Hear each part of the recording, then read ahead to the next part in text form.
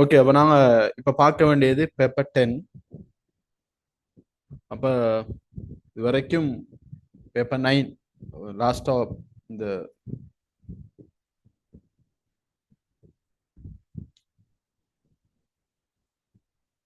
Paper 9 வரைக்கும் பார்த்துக்கிறோம்.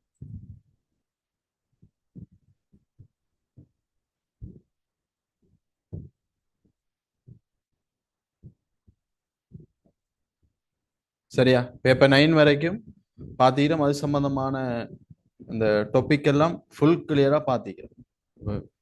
நிறைய பகுதிகள் பாடுபட்டிருக்கு. நிறைய எம்சிக்யூ கேள்விகள், பாஸ் பேப்பர் கேள்விகள், மாடல் கேள்விகள், எஸ்ஐ கேள்விகள் எல்லாம் பார்த்துக்கிறோம். இப்போ பார்த்து முடிச்சதுக்கு பின்னால பேப்பர் 9 ஒரு பெரும் பகுதியை நாங்கள் பார்த்தோம். இஸ்லாமிய ஹிலாஃபத் சம்பந்தமாக, நபி ஸல்லல்லாஹு அலைஹி வஸல்லம் அவங்களோட மதீனா அரசியல் சம்பந்தமான விஷயங்கள் எல்லாம் நாங்கள் படித்தோம். இன்றைக்கு நாங்கள் படிக்க வேண்டியது பேப்பர் 10 பகுதியை பார்ப்போம். பேப்பர் 10 செஞ்சு பார்ப்போம். அப்போ இந்த இதுக்குரிய பகுதி என்ன எல்லாம் உங்களுக்கு அப்டேட் தந்தேன் நான் குரூப்ல. செஞ்சு பார்க்க சொன்னேன். செஞ்சு பார்த்தேலா? அந்த பகுதியை படிச்சு இதை செஞ்சு பார்த்தேலா பேப்பரை?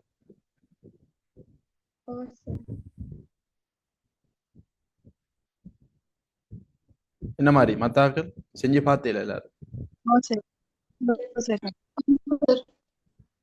ஓகே.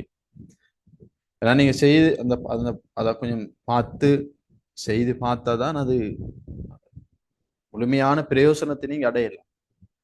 சரியான? சரி, அப்ப அந்த பேப்பர் 9ல படிச்ச டாபிக் எல்லாம் உங்களுக்கு ஃபுல்லா கிளியர் தானே போன கிளாஸ்ல எல்லாம்?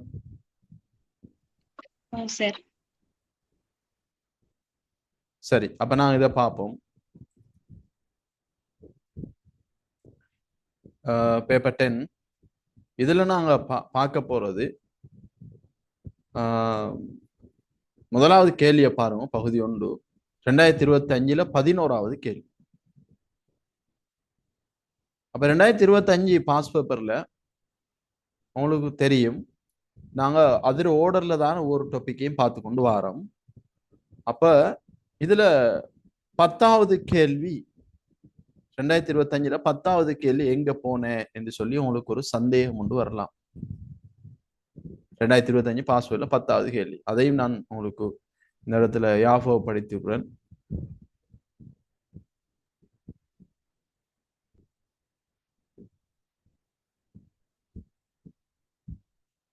2025 10வது கேள்வியை கொஞ்சம் எடுங்க.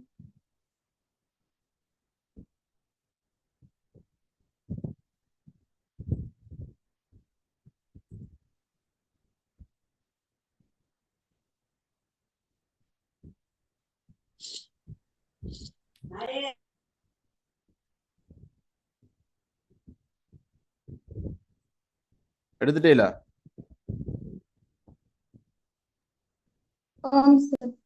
ஓ, இந்த 2025 பேப்பர் கொஞ்சம் மிஸ் ஆயிட்டு இதுல இல்ல. கொஞ்சம் அந்த கேள்வியை கொஞ்சம் வாசிங்க முறை.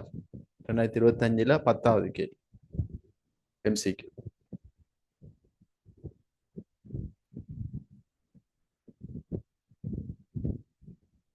குயிக்கா கேள்வியை கொஞ்சம் வாசி.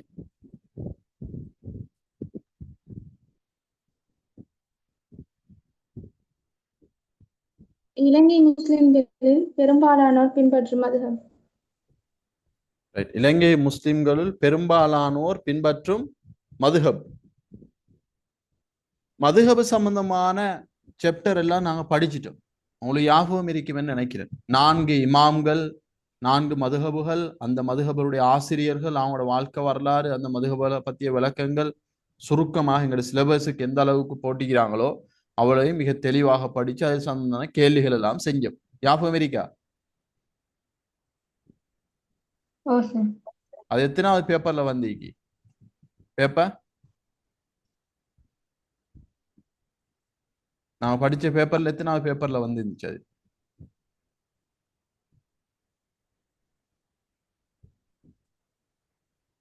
பேப்பர் 5ஆ 6ஆ?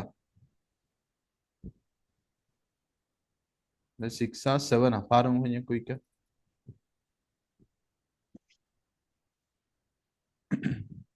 பேப்பர் 7ஆ? சரியானே பேப்பர் 7ல நாங்க இந்த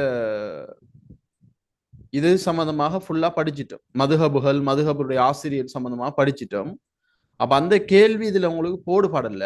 அந்த கேள்வி மிஸ் ஆகிட்டு 2025ல வந்திருக்கக்கூடிய அந்த 10வது கேள்வி அதை நீங்க இதுல எட் பண்ணிக்கொள்ளும். 2025ல 10வது கேள்விய இந்த இங்க இருக்குதானே கெப் அதுல ஃபுல்லா அந்த கேள்வி எழுதி கொள்ளுங்க. 2025ல 10வது கேள்வி பேப்பர் 7ல விளங்கிதானே சொல்றது. ஆமா சார். ஏன்னா அந்த கேள்வி வந்து இதுக்குள்ள இந்த பேப்பர்ல வர வேண்டிய கேள்வி அது இலங்கை முஸ்லீம்கள் என்று அந்த அந்த இதன்று வரை நான் அந்த யூனிட் 10 அந்த இதுக்கு போய்த்தேன்.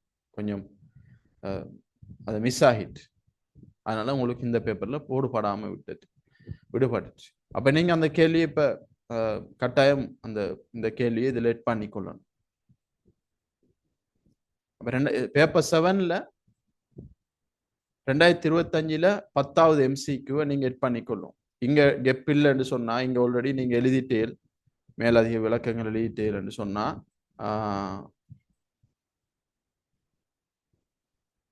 கீழே உங்களுக்கு கெப் இருக்கும், அதுல சரி எட் பண்ணிக்கொள்ளலாம்.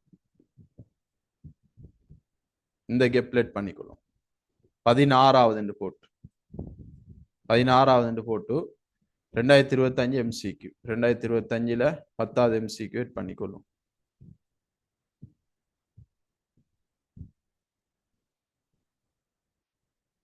பத்தாவது எம்சிக்யூ எட் பண்ணிக்கொள்ளும்.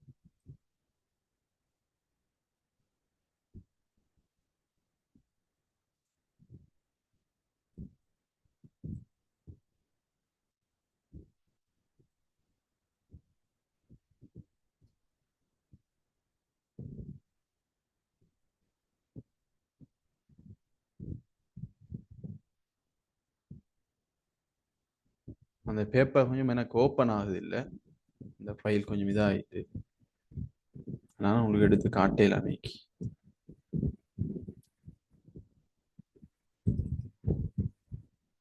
சரி இப்போ ஓகே.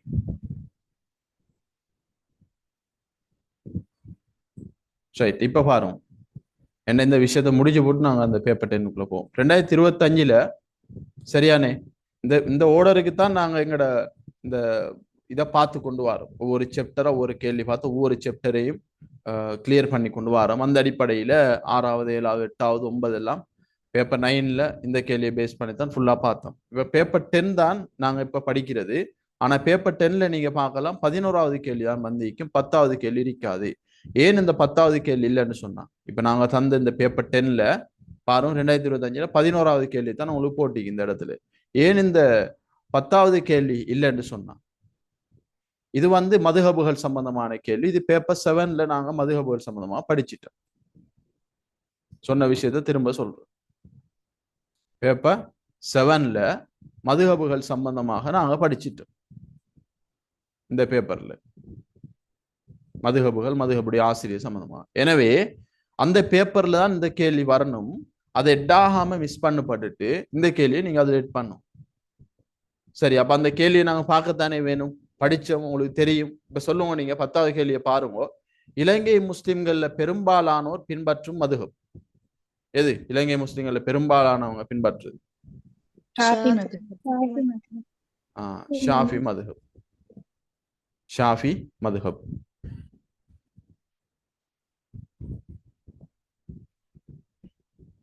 அப்ப இந்த கேள்வி அப்படி எட் பண்ணி இந்த கேள்விய உங்களுக்கு தெரிஞ்ச விஷயம்தான், சின்ன ஒரு விஷயம். இலங்கையில ஆசிய கண்டத்துல பொதுவாக இந்த ஆசிய நாடுகள்ல பெரும்பாலும் பின்பற்றப்படுறது ஷாஃபி மதுஹபத்தான். ஷாஃபி மதுஹபுடைய சட்டத்திட்டங்களாகத்தான் காணப்படுது. அந்த அடிப்படையில் இலங்கையிலேயும் அதிகமானோர் பின்பற்றுது ஷாஃபியுடைய மதுஹபின் அடிப்படையில தான் நாங்க ஃபிக்ஹுடைய விடயங்களை செஞ்சு கொள்றோம். வேற உங்கள்கிட்ட பேச தேவையில்ல. மதுஹபுல் சம்பந்தமா படிச்சுட்டு மாலிக்கி, ஜாஃபரி என்ற ஒரு மதுஹப் படிச்சோமா? இல்ல சார். இல்ல, அது எங்களுக்கு சிலபஸுக்கு தேவையில்ல. ஹனஃபி மதுஹப் படிச்சிருக்கோம், ஹம்பலி மதுஹப் படிச்சிருக்கோம். அது சம்பந்தமாக எல்லாம் உங்களுக்கு ஃபுல்லா தெரியும். ஒரு டேபிள் அட்டவணை ஒன்றும் உங்களுக்கு அதுல தரப்பட்டுச்சு. அந்த அட்டவணை பாடமா இருந்தா சரி. வேற ஒன்றும் உங்களுக்கு தேவை. அந்த அட்டவணை நல்லா பாடமா இருந்தால் நீங்க எப்படி எம்சிக்கு வந்தாலும் செய்யலும், எஸ்ஏ வந்தாலும் செய்யலும், எல்லாம் அந்த பேப்பர் 7 படிக்கிற டைம் நாங்க ஃபுல்லா அது சம்பந்தமான ஃபுல் விளக்கங்களை பார்த்துட்டோம். அப்ப அந்த கேள்வியை நீங்க இதுல எழுதி கொள்ளுங்க. லாஸ்ட்ல இந்த பாஸ் பேப்பர் கேள்வி மாதிரி வினாக்களுக்குள்ள எழுதிட வேணாம், அது மாதிரி மாடல் கேள்விகள். இந்த 15 பாஸ் பேப்பர் கேள்வி பார்த்தோம், அதை 16ஆவது எட் பண்ணி கொள்ளும். 2025 10வது எம்சிக்கு இந்த இடத்துல எட் பண்ண சரி. சரியா? அப்ப நாங்க இந்த பேப்பர் 10 பார்ப்போமா? இது விளையாட்டியானே உங்களுக்கு சொன்ன விஷயம். சார் பாப்போம். ரைட்.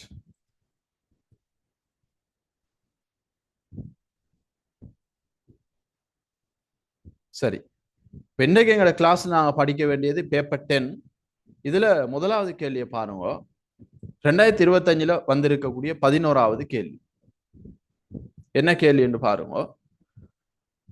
ஒரு முஸ்லிம் ஒரு மரத்தை அல்லது ஒரு பயிரை நாட்டி அதிலிருந்து ஒரு பறவை அல்லது மிருகம் அல்லது ஒரு மனிதன் பயன்பெறும் காலமெல்லாம் அவனுக்கு அது சதக்காவாக அமையும் என்ற ஹதீஸ் பின்வருவனவற்றுள் எதனை குறிக்கின்றது? விளங்குதானே கேள்வி? ஒரு முஸ்லிம் ஒரு மரத்தை அல்லது ஒரு பயிரை நாட்டுறான், அதிலிருந்து ஒரு பறவை அல்லது ஒரு மிருகம் அல்லது ஒரு மனிதன் பயன்பெறும் காலமெல்லாம் அவனுக்கு அது சதக்காவாக அமையும். இது ஒரு ஹதீஸ், இது நாங்க படிச்சிருக்கிறோம். இந்த ஹதீஸ் எதனை குறிக்கின்றது? முதலாவது ஹிலாஃபத், இரண்டாவது வசியத், மூன்றாவது இமாரத், நான்காவது நசீஹத், ஐந்தாவது அமானத். எது வரும் இது கான்செப்ட்? இமாரத். பூமியை வளப்படுத்து. இமாரத். இமாரத் என்ன? இமாரத் தான் வரும். அப்ப இந்த கேள்வி இந்த பேப்பர் 10ல வந்து பிரதானமாக என்னென்ன டாபிக்ல நாங்க இந்த பேப்பர் 10 எடுத்துக்கிறோம் என்று சொன்னா, நாங்க யூனிட் 1ல படிச்ச யூனிட் 1ல பார்த்தோமே,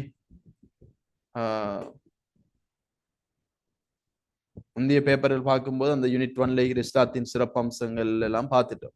சரியானே? இன்னொரு பகுதி தான் மனிதன், பிரபஞ்சம், மனிதன் வாழ்வு பற்றிய கண்ணோட்டம். யூனிட் 1ல 1.2 இதுல மனித வாழ்வு பற்றிய கண்ணோட்டத்துக்குள்ள ஒரு விஷயம் ஒன்று வருது. மனிதனுக்கு அல்லாஹ் தஆலா பிரதான 3 பொறுப்புகளை கொடுத்துக்கிறான். பிரதான 3 பொறுப்புகள். அப்ப பிரதான 3 பொறுப்புகளும் என்ன? இபாதத், இமாரத், கிலாஃபத். ரைட். இபாதத், இமாரத், ஹிலாஃபத். அப்ப அந்த பகுதியில் இருந்துதான் இந்த கேள்வி எடுக்கப்பட்டிருக்கு. அதே நேரம் இந்த ஹதீஸ் டிரெக்டா எங்களோட சிலபஸ் இன்னொரு இடத்துல வந்திருக்கு. அதுவும் எங்களுக்கு தேவையானது. யூனிட் 5ல 5.2. எனவே இந்த பேப்பர் முழுவதுமாக இந்த 2 பகுதியையும் உள்ளடக்கியதாகத்தான் நீக்கும். 5.2 அதாவது இது என்னன்னா 5.2 ஹுக்கூக்குல் இபாத், ஹுக்கூக்குல் இபாத் சம்பந்தமான பகுதி.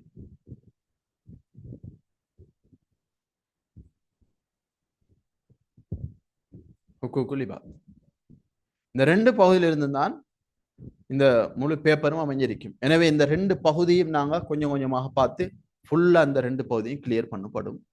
இந்த பேப்பர் 10 பேஸ் பண்ணி அதோட இந்த கேள்வி எல்லாத்தையும் பார்க்கிறதா எங்களோட நோக்கம். எஸ்ஏஎம்சிக்கு எல்லாம் பாஸ் பேப்பர், மாடல் பேப்பர். சரி, அப்ப இந்த கேள்விக்கு நீங்க சொன்னேன் இமாரத் தான் ஆன்சர் வரும் என்று சொல்லி. இப்ப சொல்லுங்க, பிரதானமாக அல்லாஹ் தஆலா தந்திருக்கிற பொறுப்பு இபாதத், இமாரத், ஹிலாஃபத். இதுல முதலாவது போட்டிக்கிறாங்க ஹிலாஃபத் என்று சொல்லி. ஹிலாஃபத் என்ற என்ன கருத்து? ஆட்சி நிர்வகித்தல். ஆட்சி, நிர்வாகம் என்று சொல்லலாம். ஆட்சி, அதே மாதிரி நிர்வாகம். பூமியில் அல்லாவது பிரதிநிதியாக இருத்தல். அதாவது ஹிலாஃபத்னா பிரதிநிதி, அது ஹலீஃபத்துல்லா, அல்லாவுடைய ஹலீஃபா. நாங்க அல்லாவுடைய பிரதிநிதி, நாங்க மனிதர்கள், நாங்க ஹலீஃபத்துல்லா, அல்லாவுடைய பிரதிநிதி என்ற வகையில அந்த 3 பொறுப்பையும் நாங்க அல்லாஹ் தஆலா எங்களுக்கு செய்யறத கடமையாக்கி இருக்கிறார். எனவே ஹிலாஃபத்னா ஆட்சி நிர்வாகம் செய்யறது. சரியானே? இந்த மவுஸ் கொஞ்சம் நான் சேஞ்ச் பண்ணதால கொஞ்சம் அதை எழுதுறது கொஞ்சம் மவுஸ் சேஞ்ச் பண்ணதால கொஞ்சம் அது டிஃபரெண்டா இருக்கு, அதனால கொஞ்சம் கஷ்டமா இருக்கு. நீங்க விளையக்குன்னா சரி. ஹிலாஃபத் என்ற ஆட்சி நிர்வாகம். அடுத்தது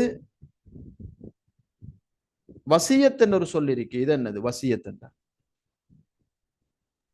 மரண சாசனம். மரண சாசனம், மரண சாசனம் அல்லது உயில் என்று சொல்லுவோம். உயில், ஒருவர் மௌத்தாரத்துக்கு முதல் என்ன தந்த சொத்துல செல்வத்துல இன்ன பங்கை இந்த நபருக்கு கொடுங்கோ என்று சொல்றது, அதுதான் மரண சாசனம் அல்லது உயில் என்று சொல்லுவோம். என்ன இது சம்பந்தமாக நாங்க யூனிட் 8க்குரிய பகுதி, இது யூனிட் 8ல தான் படிப்போம். வாரிசுரிமை சட்டத்தோடு சம்பந்தப்பட்ட அந்த பாடத்துல இது வரும். மரண சாசனம் அல்லது உயில், இதுக்கு வசியத் என்றார் அப்படி சொல்றோம். அடுத்தது இமாரத். இமாரத் என்ற என்ன? பூமியை வளப்படுத்தல். பூமியை வளப்படுத்தல்.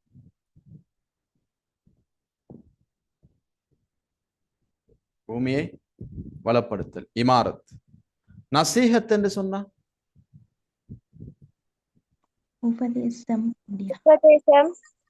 ரைட், உபதேசத்துக்கு நசீஹத்னு சொல்றேன். இப்ப ஒருத்தர் எங்கள்கிட்ட வந்து இல்லை நான் ஒருத்தர்கிட்ட எனக்கு ஒரு நல்ல விஷயத்தை எங்களுக்கு சொல்லித்தரார், எங்களுக்கு உபதேசம் செய்றார், எங்களை வச்சு நல்ல ஒழுங்குகளை வாழ்க்கை முறையை எங்களுக்கு சொல்லித்தரார், அது நசீஹத். அதான் உபதேசம் என்று சொல்றோம்.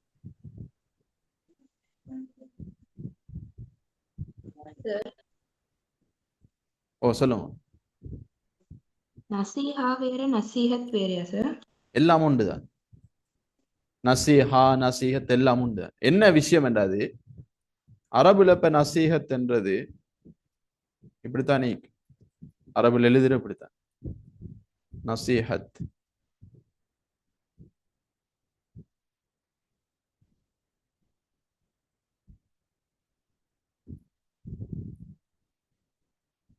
சரியா? நசீஹத் இப்படித்தான். நான் சொன்ன மைக் கொஞ்சம் இந்த மவுஸை சேஞ்ச் பண்ணதெல்லாம் கொஞ்சம் அது கைக்கு பழக்கம் இல்லாத மவுஸ் தானே கொஞ்சம் கஷ்டமா இருக்கு எழுதுறது, விளங்கி கொண்டா சரி. நசீஹத் என்ற அரபுல எப்படி தானே இருக்கும். இந்த கடைசியில வார தாவை எல்லாரும் குர்ஆன் தெரிஞ்சிருக்கும், தெரியாட்டியும் விளங்கி கொண்டும். கடைசியில வார தாவை நசீஹா என்று தான் முடிக்கிறேன், உச்சரிக்காம முடிக்கிறேன். சிலவங்க நசீஹத் என்று முடிப்பாங்க, நம்மையில அப்படி முடிக்கிறல்ல, நசீஹா என்று முடிக்கிறேன். அதனால சிலவங்க நசீஹத் என்று சொல்லி சொல்லுவாங்க, சிலவங்க நசீஹா என்று சொல்லுவாங்க. ரெண்டும் உண்டுதான். விளங்குதா? ஓகே. அப்ப நசீஹத் உபதேசம், நல்ல உபதேசத்துக்கு தான் நசீஹத் என்று சொல்ற. ஒருத்தர் தர்பியா பண்றார் என்ற இடத்து தர்பியாத்து நசீஹத் என்னும் நாங்க யூஸ் பண்ற பழக்கங்கள். சரி, அடுத்து அமானத் என்ற என்ன? அமானிதம். அமானிதம் ஒரு மனிதன் நம்பிக்கை, ஒரு அமானிதம் நம்பிக்கை என்று சொல்லுவோம். அமானிதம் நம்பிக்கைக்குத்தான் அமானத் என்று சொல்றோம். அப்ப அமானிதம் பேணப்படணும், நம்பிக்கை பேணப்படணும். நபி அவங்க சொன்னாங்க, அந்த முனாஃபிக்கல்ல 3 அடையாளங்கள் ஒன்றுதான், அமானிதம் பேண மாட்டான், சொல்றத செய்ய மாட்டான். முனாஃபிக்கின் அடையாளம் சரி படிச்சோம். அப்ப இந்த கேள்விக்குரிய ஆன்சர் நீங்க சொன்னீங்க இமாரத் என்று சொல்லி. ஏன் ஒரு முஸ்லிம் ஒரு மரத்தை அல்லது ஒரு பயிரை நாட்டி அதிலிருந்து ஒரு பறவை அல்லது மிருகம் அல்லது ஒரு மனிதன் பயன்பெறும் காலம் எல்லாம் அவனுக்கு அது சதக்காவாக அமையும் என்று ஹதீஸ் சொல்லுது. அப்ப இந்த ஹதீஸ்ல பிரதானமாக சொல்லப்பட்டிருக்கிற விஷயம் இது பூமியை வளப்படுத்தல் என்ற அந்த கருமத்தோட இணைந்த ஒரு ஹதீஸ். ஒருத்தன் பயிரை நாட்டுறது, ஒரு மரத்தை நாட்டுறது, அதிலிருந்து பயன் பெறுறது என்றது, பயிர் மரங்கள் நாட்டுறது என்றது பூமியை வளப்படுத்துறதோட சம்பந்தப்பட்டது தானே, இல்லையாமா?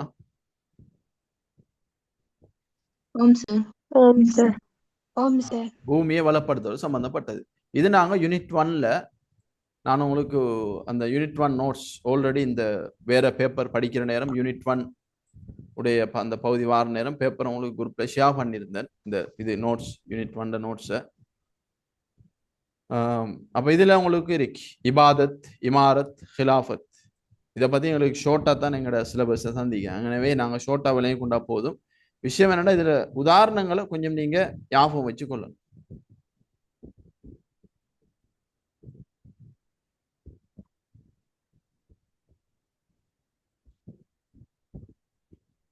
இபாதத்துண்டா என்னண்டா வணங்கி வழிபடுறது சம்பந்தமான விடயம் எல்லாம் அதுக்குள்ள வரும். சுருக்கமா விளைவிக்கணும். மனிதனுக்கு அல்லாஹ் தஆலா 3 கடமைகளை பொறுப்புகளை தந்திருக்கிறான். சரியா? இது எதுக்குள்ள வருதுன்னா 1.2ல 1.2ல மனிதன் பிரபஞ்சம் மனிதன் வாழ்வு பற்றி இஸ்லாமிய கண்ணோட்டம் யூனிட் 1ல 1.2 பிரபஞ்சம் மனிதன் வாழ்வு பற்றி இஸ்லாமிய கண்ணோட்டத்துல பிரபஞ்சம் பற்றி இஸ்லாமிய கண்ணோட்டம் என்ற ஒரு தலைப்பிரிக்கு அது நாங்க பார்ப்போம். வேற அது சம்பந்தமான கேள்விகள் வார நேரம். அடுத்து மனிதன் பற்றி இஸ்லாமிய கண்ணோட்டம், அதுக்கு பின்னால 3வது தலைப்பு வாழ்வு பற்றி இஸ்லாமிய கண்ணோட்டம் வரும். மனிதன் பற்றி இஸ்லாமிய கண்ணோட்டத்துல ஒரு பாயிண்ட் தான் என்னண்டா மனிதனுக்கு அல்லாஹ் தஆலா பொறுப்புகளை கொடுத்திருக்கிறான். அந்த பொறுப்புகளை மனிதன் கட்டாயம் செய்யணும்.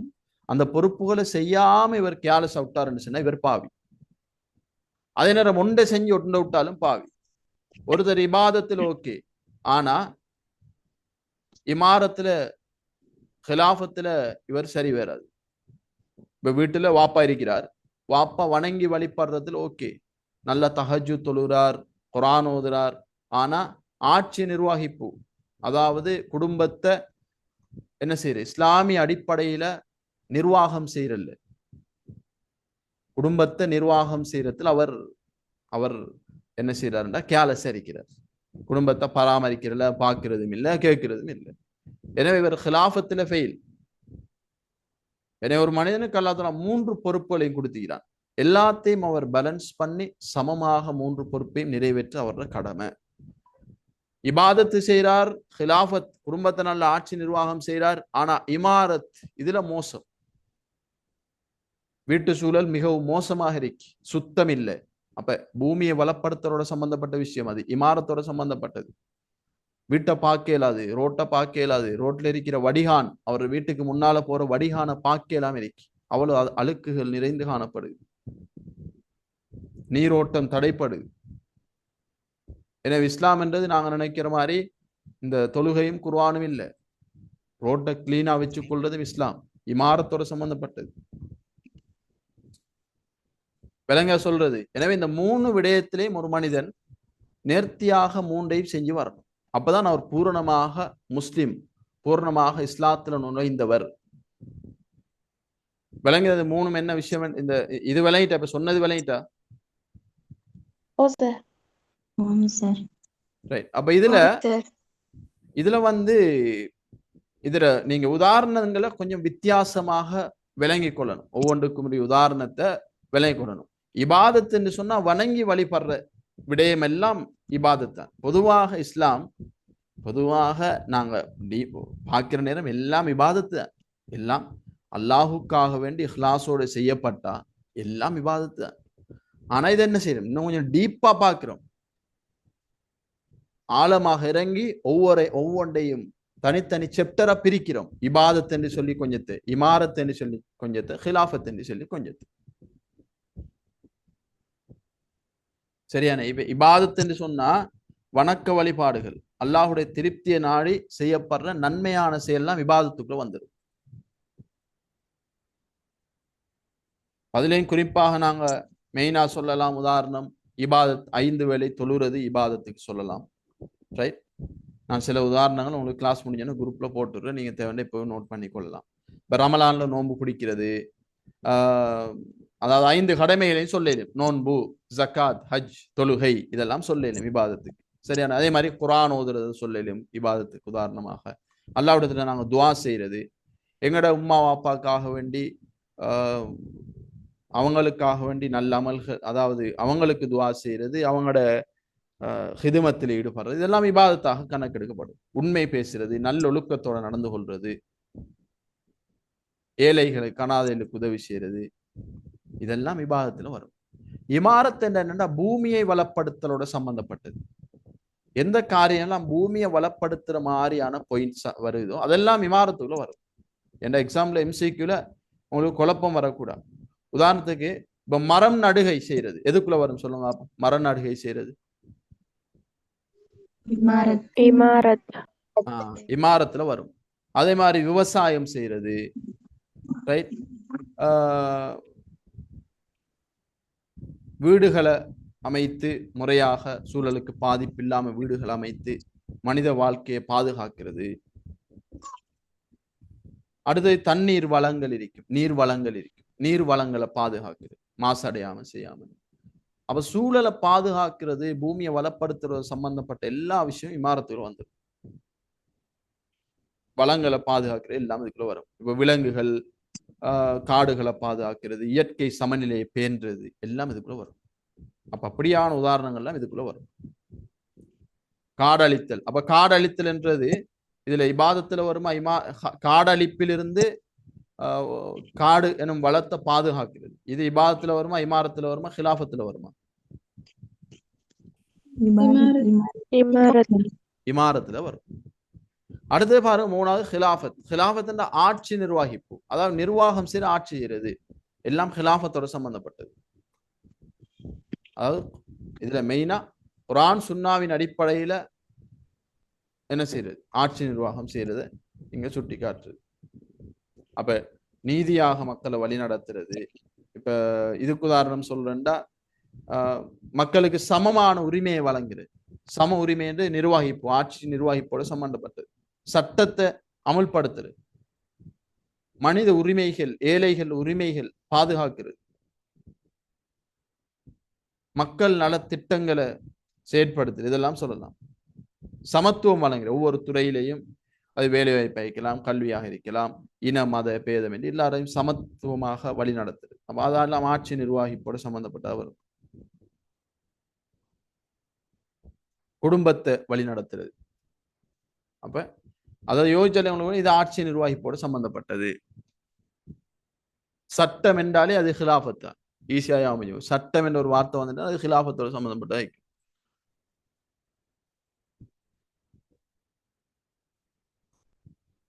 அப்ப இது மூன்றுக்கும் இடையில இருக்கிற இந்த வித்தியாசத்தை நாங்க விளங்கி கொள்ளணும்.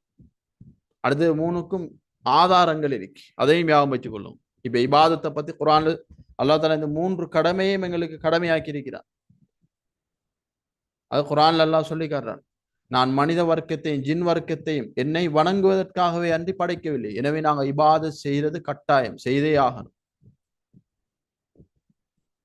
அதே மாதிரி இமாரத்தை பத்தி அல்லாஹ் தஆலா சொல்லும் போது, அவன்தான் உங்களை பூமியிலிருந்து படைத்து அதனை வளப்படுத்துமாறு கேட்டுக்கொண்டான். எனவே பூமியை வளப்படுத்துறது, இமாரத் செய்யறதும் கட்டாயம், அதுவும் நாங்க செஞ்சே ஆகணும். செய்யலாட்டி நாங்க குற்றவாளி. ஒருத்தர் வீட்டில் இருக்கிறார், அவரோட வீட்டுக்குள்ள, அவரோட வீட்டு வாசல்ல ஏதாச்சும் ஒரு பிராணி அல்லது பக்கத்து வீட்டுல ஏதாச்சும் ஒரு பிராணி செத்து போய் கிடக்கு. அதன் நாத்தம் முழு ஏரியாக்கும் வீசுது. அந்த வீட்டுடைய உரிமையாளர் வெளியில இருக்கிறார் என்று வைங்களேன். வெளியிலண்டா பொரின்லையோ அல்லது வேற ஒரு இடத்துல இருக்கிறார். இப்ப இவர் குற்றவாளி, அதை கிளீன் பண்ணணும். ஒரு காணியை வச்சு கொண்டிருக்கிறார், ஒரு நிலத்தை வச்சு கொண்டிருக்கிறார் சொன்னா அதுக்குரிய ஹக்க அவர் கொடுக்கணும். ஐஜாதி காடு மாறி கிடக்கிறது, அங்க பாம்பும் அங்க தேலும் உருவாகி பக்கத்து வீட்டுல இருக்கிறவங்க டிஸ்டர்ப் வரிக்கி, அப்ப அவர் அதை பேணி பாதுகாத்து வைக்கணும், இல்லாட்டி அவர் குற்றவாளி. இதான் பூமியை வளப்படுத்தல், இதுதான் சரியானே. அடுத்தது அப்ப அதைத்தான் அல்லாஹ் சொல்றான், அவன்தான் உங்களை பூமியிலிருந்து படைத்து அதனை வளப்படுத்துமாறு கேட்டுக்கொண்டான். அடுத்த மூன்றாவது ஹிலாஃபத், ஆட்சி நிர்வாகிப்பு. சில இடங்களில் நாங்கள் நிர்வாகம் செய்ய வேண்டி வரும், சில இடங்கள்ல வழிநடத்தல்கள் செய்ய வேண்டி வரும், தலைமைத்துவம் செய்ய வேண்டி வரும், பொறுப்புகள் செய்ய வேண்டி வரும். அந்த இடத்துல கட்டாயம் செய்தே ஆகணும். அவன்தான் பூமியிலிருந்து உங்களை பூமியிலிருந்து படைத்தான், அவன் உங்களை பூமியிலிருந்து படைத்தான், அந்த பூமியை நிர்வகிக்கும்படி உங்களை பணித்தான். எனவே நிர்வாகம் செய்யறதும் எங்களோட பொறுப்பு, நிர்வாகம் செய்யறதும் எங்களோட பொறுப்பு. இந்த மூன்று பொறுப்புகளும் எங்களுக்கு அல்லாஹ் தஆலா தந்த கட்டாயம், நாங்கள் செய்ய வேண்டிய பொறுப்புகள். இது மூன்றுலையும் ஒரு முஸ்லிம் சமநிலை தன்மையோட நடுநிலையாக நடந்து கொள்ளும். அதுதான் நாங்கள் இஸ்லாத்தின் சிறப்பம்சத்துல படித்தோம். தவாசுன், இஸ்லாம் சமநிலையானது, வசத்தியா, இஸ்லாம் நடுநிலையானது. இது மூன்றுல ஒன்றை விட்டாலும், இவர் பெரிய ஹாஜியார், ஹஜ்ஜெல்லாம் செஞ்சிருக்கிறார், ஏழைகளுக்கு அள்ளி அள்ளி கொடுத்து கொண்டிருக்கிறார்.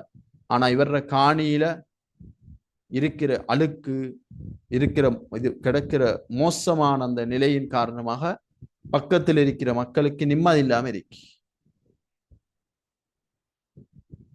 அப்ப இப்படி கேளு அது சுத்தமாக பேன்றது இந்த இடத்துல இமாரத் என்ற விஷயம் இவருக்கு கட்டாயமான ஒரு கடமையாக இருக்கு. எனவே 3 சைடும் கிளியரா இருக்கு.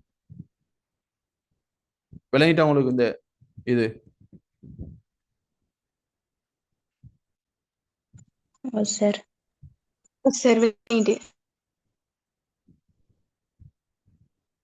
சரி. அப்ப உங்களுக்கு தெரியும் ஹிலாஃபத் என்ற என்ன, இமாரத் என்ற என்ன, இபாதத் என்ற என்னன்னு சொல்லி தெரியும். சரியா? ஏனைய பத்தி நாங்க பார்த்துட்டோம். இப்ப நீங்க உங்களுக்கு தெரிஞ்ச உதாரணங்களை சும்மா சொல்லுங்களேன் பார்ப்போம். ஹிலாஃபத்துக்கு உதாரணம் சொல்லுங்க. முதலா இபாதத்துக்கு உதாரணம் சொல்லுங்க.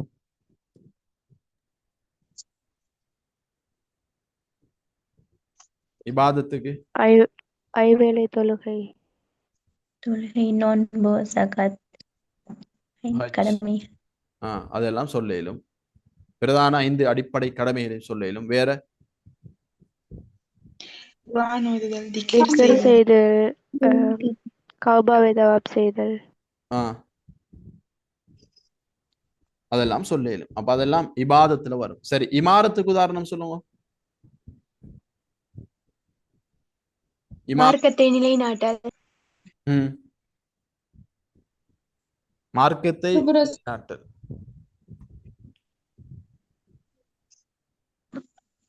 பயிர்கள் நடுதல், பாதையில் காணப்படுற மரங்களை வெட்டாம இருக்கு. மார்க்கத்தை நிலைநாட்டல் இமாரத்துல வருமா? இல்ல சார். சரி, அது பொதுவான ஒரு விஷயம். அது உண்மையிலேயே பார்க்க போனா அது எதை அங்க நாங்க செய்ய வாரம் என்றதுதான். இப்ப குர்ஆன் சொன்ன சட்டத்தை நடைமுறைப்படுத்தி மார்க்கத்தை நிலைநாட்டுறது ஹிலாஃபத். தஅவா செஞ்ச மக்களை அழைச்சி மார்க்கத்தை நிலைநாட்டுறதுக்கு ஒரு முயற்சிக்கிறார் என்று அது ஒரு இபாதத். எனவே அது இபாதத் ஹிலாஃபத்துக்குள்ள மாறி மாறி வரக்கூடியது. அது அதுக்குள்ளேயும் எந்த உதாரணம் அதுல வார உதாரணத்தை நாங்க பார்க்கணும். அதுல மெயின் பாயிண்ட சொல்லி நாங்க சொல்ல இயலாது. மார்க்கத்தை நிலைநாட்டலண்டா எந்த அடிப்படையில எப்படியாக அது நிலைநாட்டப்படுது என்றதை தான் நாங்க வச்சுதான் அது உதாரணம் சொல்லலாம். சரி, இமாரத்தை நீங்க சொன்னேன் மரம் நடுதல். வேற நிழல் தர்ற மரங்களை வெட்டுறதை தவிர்க்க, மரங்கள் வெட்டுறது தவிக்கிறது, சுத்தமா வச்சிருக்கணும், சுத்தம் சுகாதாரங்களை பேணுறது, பாதைகளை சீர் செய்தல், பாதைகளை சீர் செய்தல், நீர்வளங்களை தூய்மையாக வைத்துக் கொள்ளல், நீர் வளங்கள் இதை தூய்மையாக வச்சுக்கொள்வது,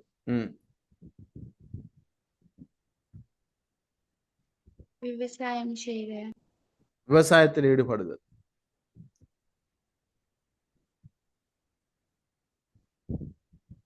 காடுகள் அழியாம பாதுகாக்கிறது இதுல வரும். இதுலதான் வரும். இமாரத்துல. அதே மாதிரி இன்றைக்கு இப்ப டெங்கு ஒழிப்பு திட்டங்கள் எல்லாம் முன்னெடுக்கப்படுது. எதுல வரும்? இமாரத். இமாரத்துல என்ன அப்படின்னா சூழல் மாசடைகிறது தடுக்கிறது, அது வரும் இதுக்கு. சூழல் மாசு அடைவதை தடுத்தல் சம்பந்தமான எல்லாம் இதுக்குள்ள வரும். சார் பொது சொத்துக்களை பாதுகாத்தல் வருமா இமாரத்துல? சொல்லேலும்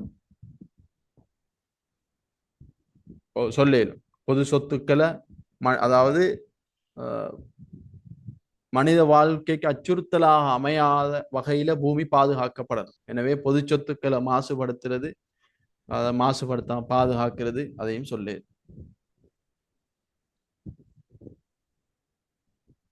சரி, அப்ப இமாரத் ஓகே. அடுத்து ஹிலாஃபத்துக்கு உதாரணம் சொல்லுங்க.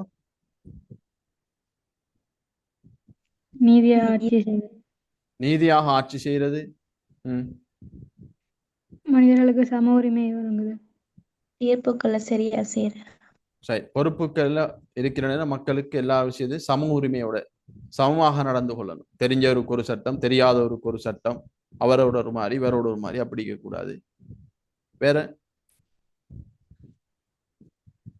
கடமைகளை முறையா செய்யணும், விலங்கல்ல தன கடமைகளை முறையா செய்யணும். சரி, கடமைகள்ல முறையாக நிறைவேற்று, அதாவது பொறுப்புகளை முறையாக நிறைவேற்றணும். வேற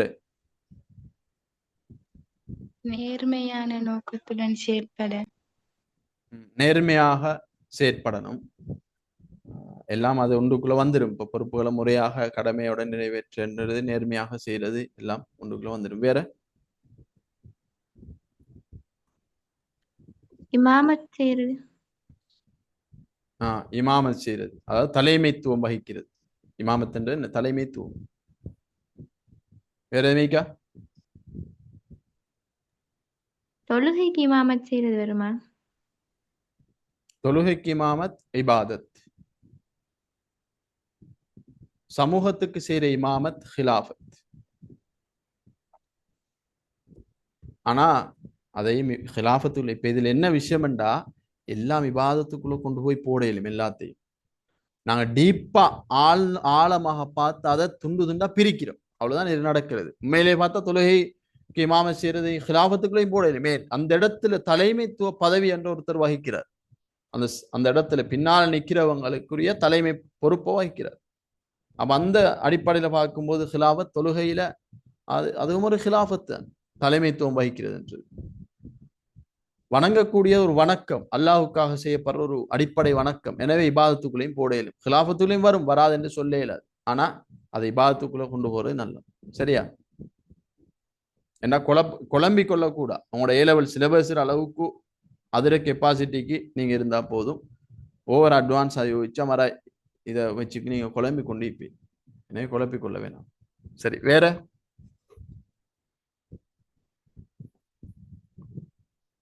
சரியா? இப்ப கிளியரா இது உங்களுக்கு? சரி, அப்ப அல்லாஹ் இந்த 3 கடமையையும் எங்களுக்கு தந்திருக்கிறான், 3 பணிகளையும் என்று சொல்லி நாங்க அதை வச்சு சொல்ல மாட்டோம். குர்ஆன்ல இந்த 3ஐயும் எங்களுக்கு கடமையாக்கி அல்லாஹ் தந்திருக்கிறான். எனவே இதுக்குரிய ஆதாரங்கள் இருக்கு, இதுக்குரிய ஆதாரம் இருக்கு.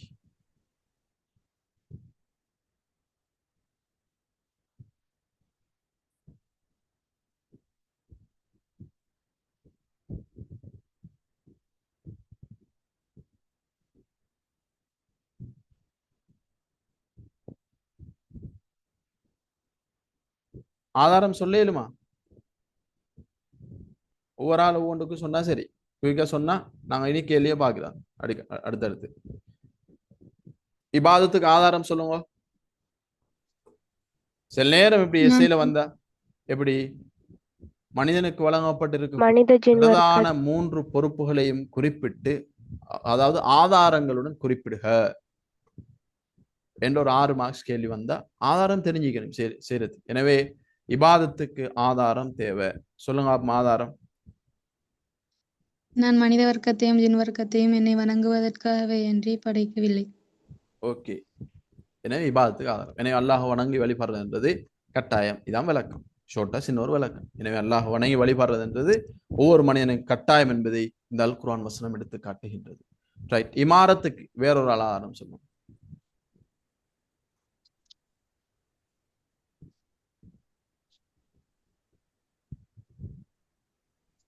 இமாரத்துக்கு ஆதாரம். அவனே பூமியில் உங்களை உண்டாக்கினான், அவற்றை பரிபாலிக்குமாறு உங்களை கேட்டுக்கொண்டான். குர்ஆன் வசனத்தில் அதில் இருக்கிற மாதிரியே யாவும் வச்சுக்கொள்ளுங்க. அவன்தான் உங்களை பூமியிலிருந்து படைத்து அதனை வளப்படுத்துமாறு கேட்டுக்கொண்டான். படிச்ச விஷயத்தான் திரும்ப உங்கள்கிட்ட கேட்கிறேன், ஒரு மீட்டலுக்காக வேண்டி கேட்டுக்கொண்டு இரு. சரி, அப்ப அதுக்கு ஆதாரம். ஓகே, ஹிலாஃபத்துக்கு வேறொரு ஆதாரம்.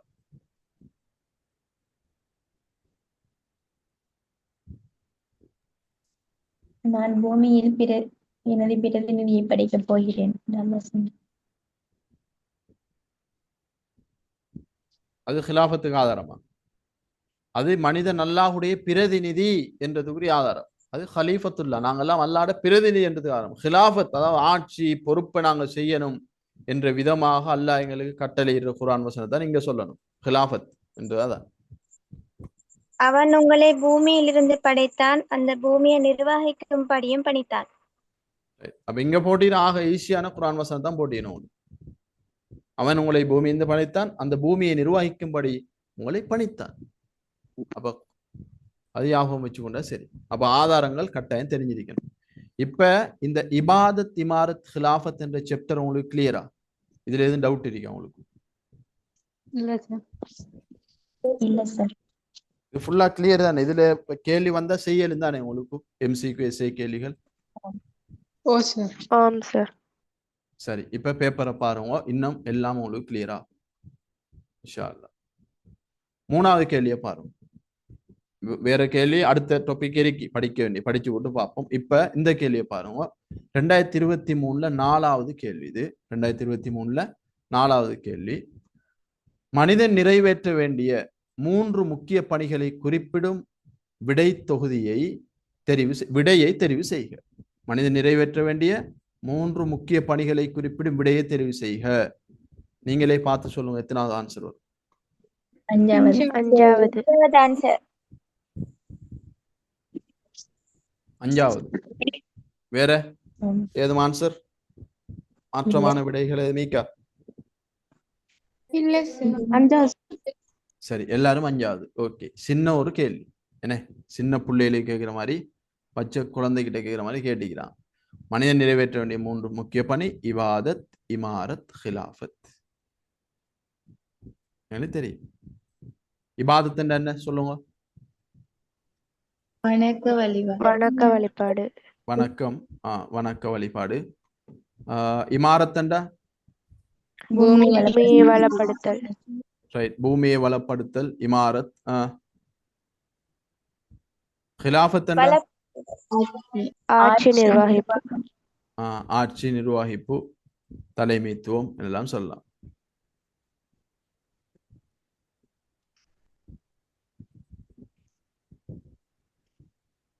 எனவே 3வதுக்கு 5வது ஆன்சர். 2023 4வது கேள்விக்கு 5வது ஆன்சர். சரி, முதலாவது பாருங்க. இபாதத் சரி, இமாரத் சரி, ஆனா இங்க ஈமான் என்ற வார்த்தை வந்திருக்கு. எனவே முதலாவது என்ன? பில. ஈமான் என்ன? ஈமான் நம்பிக்கை. நம்பிக்கை கொள்றது, விசுவாசம் கொள்றது, நம்பிக்கை கொள்றது. அதுதான் அரபுல ஈமான் என்று சொல்லுவோம். என்ன, ஒரு முஸ்லிம் ஈமான் கொள்ள வேண்டிய அம்சங்கள் எத்தனை இருக்கு? 6 அம்சங்கள் ஈமான் கொள்ள வேண்டிய அம்சங்கள் இருக்கு. யூனிட் 2ல 2.1 சம்பந்தமா நிறைய கேள்வி படிச்சிருக்கிறோம். குயிக்கா சொல்லுங்க, மோடர்ல ஈமான் கொள்ள வேண்டிய 6 அம்சங்களை. முதலாவது அல்லாஹ்வை ஈமான் கொள்ளல். அல்லாஹ்வை ஈமான் கொள்ளல். 2வது மலக்குமாரை ஈமான் கொள்ளல். ஓகே. 3வது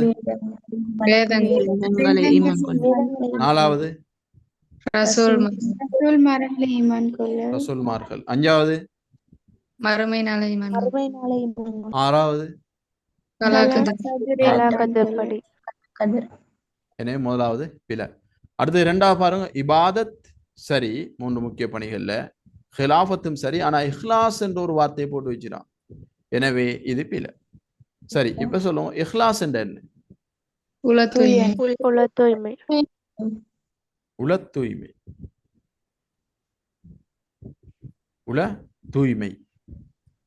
இப்ப பசுப்பால் இருக்கானே, பசுப்பால்ல தூய்மையான பசுப்பாலை தான் பசுப்பால்னு சொல்லுவோம். பெட்ரோல் இருக்கானே, தண்ணி கலந்தா அது தூய்மையான பெட்ரோல் இல்லை. பசுப்பால்ல தண்ணியை கலந்தா தூய்மையான பசுப்பால் இல்லை. தூய்மை என்று சொன்னா 100% அது எப்படி இருக்கணுமோ அந்த வடிவத்தில் இருக்கணும். அதுதான் தூய்மை என்று சொல்றேன். எனவே உள தூய்மை என்றா 100% அல்லாஹுக்கு மட்டும் என்று. ஒருத்தர் தொழுகிறார் என்று சொன்னா அல்லாஹுக்காக மட்டும் அவர் தொழணும். பெருமைத்தனத்துக்கோ பிறகு காண்பிக்கிறதுக்கோ அல்லது மற்றவங்க எது நினைச்சிருவாங்க இவர் வளமையா தொழுகிறதே இல்லை, சரியான ஒரு சபையில இருக்கிறார், இப்ப எல்லாரும் எழுப்பி கொண்டு தொழ போறாங்க, ஒன்றும் செய்யலாம், தொழுக போகணும் அந்த இடத்துல. ஏன்? இல்லாட்டி வெக்கம். எல்லாரும் போறனே நம்ம மாட்டேங்க வெக்கம். இப்ப போய் தொழுகிறார், இப்ப போய் தொலைத்தான் வேணும். ஏன்? இருந்தாலும் வர்ற மரியாதையை பேத்திரும். இப்ப தொழணும். எப்படி அதோடையாச்சும் தொழுகை ஸ்டார்ட் பண்ணணும் என்று சொல்லி தொழணும். இப்ப போய் தொழுகிறார், ஆனா இவர தொழுகைக்கு எதுவும் கூலி கிடைக்குமா? இல்ல.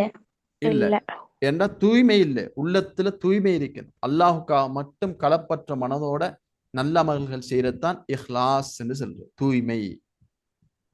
ஒருத்தர் குர்ஆன் ஓதுறார். ஏன் குர்ஆன் ஓதுறாருன்னு பார்த்தா மற்றவங்க இவர் குர்ஆன் ஓதுறார் நல்ல புள்ள என்று பேசணும். ஒருத்தர் சதக்கா செய்கிறார், சதக்கா செஞ்சு ஃபுல்லா சோசியல் மீடியா அங்க இங்க எல்லாத்திலையும் அப்லோட் பண்றார், போட்டோஸ் வீடியோஸ் பதிவுகள். ஏனென்றா இவர் நோக்கம் உள்ளத்தில் இருக்கு. அப்லோட் பண்ணினாலே இஹ்லாஸ் இல்லைன்னு இல்லை, அப்லோட் பண்றார் ஏன் என்றதை வச்சுதான் இஹ்லாஸ் இருக்கல என்று தீர்மானிக்கப்படும். இவர் அப்லோட் பண்ற நோக்கம் என்னன்னா, என்ன எல்லாரும் பெரிய கொடை வள்ளல் என்று சொல்லி பேசணும் நினைக்கணும் என்று செய்கிறார். எனவே இவர்கிட்ட அந்த அமல் செஞ்சத்துல இவர்கிட்ட தூய்மை இருக்கல, எனவே அவருக்கு கூலி கிடைக்காது. எனவே இஹ்லாஸ் என்றா உள தூய்மை, உள்ளத்தை அல்லாஹுக்காக மட்டும் என்று சொல்லி அந்த கலப்பற்ற மனதோடு அமளிபாத செய்யறதான் உள தூய்மை, இஹ்லாஸ்.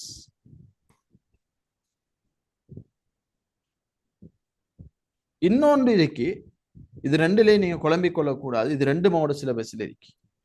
இன்னொன்று இருக்கு தஸ்கியத்துன் நஃப்ஸ் என்று சொல்லி. தஸ்கியத்துன் நஃப்ஸ் அப்படி என்ற என்ன?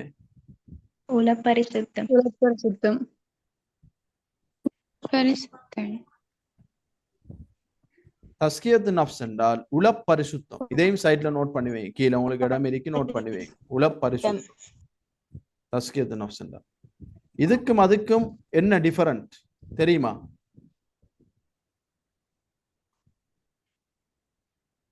இதுக்கும் அதுக்கும் என்ன டிஃபரண்ட் சொன்னா, இஹ்லாஸ் என்ற அமல் செய்யற நேரம் அல்லாஹ்வுக்காக மட்டும் செய்யற அந்த தன்மை அப்படி இருக்கணும் உள்ளத்துல. அதுக்குத்தான் உள தூய்மை.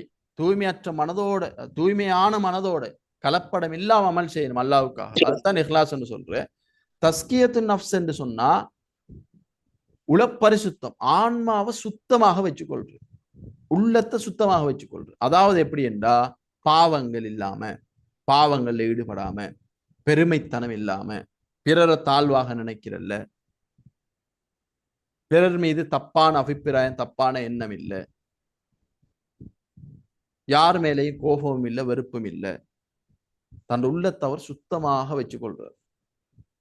பொய் சொல்றல்ல, குறைகளை பேசுறல்ல, கோல் சொல்றல்ல, இப்ப உள்ளம் சுத்தமாக இருக்கு, ஹராம் இல்லை, வாழ்க்கையில சுத்தமாக இருக்கு. அப்ப பாவங்கள்ல இருந்து உள்ளத்தை சுத்தமாக வச்சுக்கொள்றதுதான் தஸ்கியத்துன் நஃப்ஸ். அமல் செய்யற நேரம் அல்லாஹுக்காக மட்டுமென்று சொல்லி ஒவ்வொரு விடயத்தையும் தன்னை முழு வாழ்க்கையும் ஆக்கிக் கொள்றது இஹ்லாஸ். ரெண்டுக்கும் வித்தியாசம் விளங்குதா?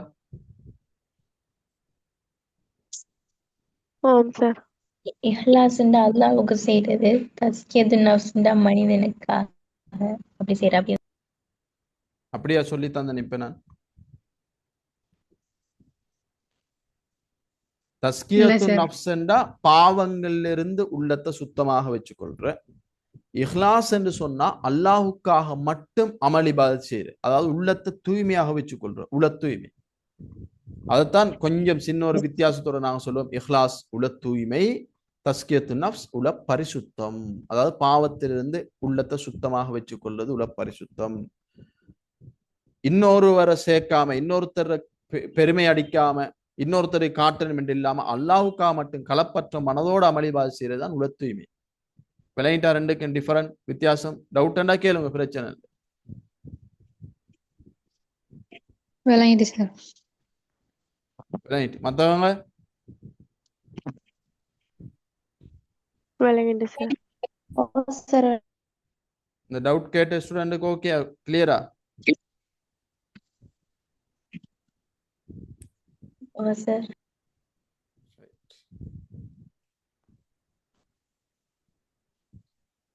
நீங்க கேட்ட விதத்துல, நீங்க கேட்டது ஒரு ஸ்டைல சொல்லும். எப்படி என்றா, இஹ்லாஸ் என்றா அல்லாட விஷயத்துல உள்ளத்தை சுத்தமாக வச்சுக்கொள்றது. தஸ்கியத்து நஃப்ஸ் என்றா அல்லாஹ்வுடைய விடயத்திலையும் தான் மனிதர்களுடைய ஏனையவற்றினுடைய விடயத்திலையும் உள்ளத்தை சுத்தமாக வச்சுக்கொள்றது. ஏன்? இப்ப பாவம் செய்யற, மற்றவரை பத்தி அப்படி இப்படி நினைக்கிறது, மற்றவரை பத்தி ஏளனமாக நினைக்கிறது என்றது இதுக்குள்ளாம வரும் நஃப்ஸுக்குள்ள. அப்ப அதை சொன்னா உங்களுக்கு குழப்பமாயிக்கும். அதனால நான் அதை சொல்லல, நீங்க கேட்டதுக்காக சொல்றேன். அப்ப அந்த அளவுக்கு நீங்க அட்வான்ஸா போகல. இதை இவ்வளவு நான் சொன்னதை விளங்கி கொண்டா சரி. இஹ்லாஸுக்கும் தஸ்கியத்து நஃப்ஸுக்கும் வித்தியாசத்தை விளங்கி வச்சுக்கணும். இப்ப மனிதர்களோட தொடர்பான விடயங்கள்ல உள்ளத்தை சுத்தமாக வச்சுக்கொள்வது தஸ்கியத்து நஃப்ஸ். அல்லாஹோட தொடர்பான விடயத்துல உள்ளத்தை சுத்தமாக தூய்மையாக வச்சுக்கொள்வது இஹ்லாஸ் அப்படின்னு சொல்லு. சரியானே? அடுத்த பாப்பா. ஆம் சார்.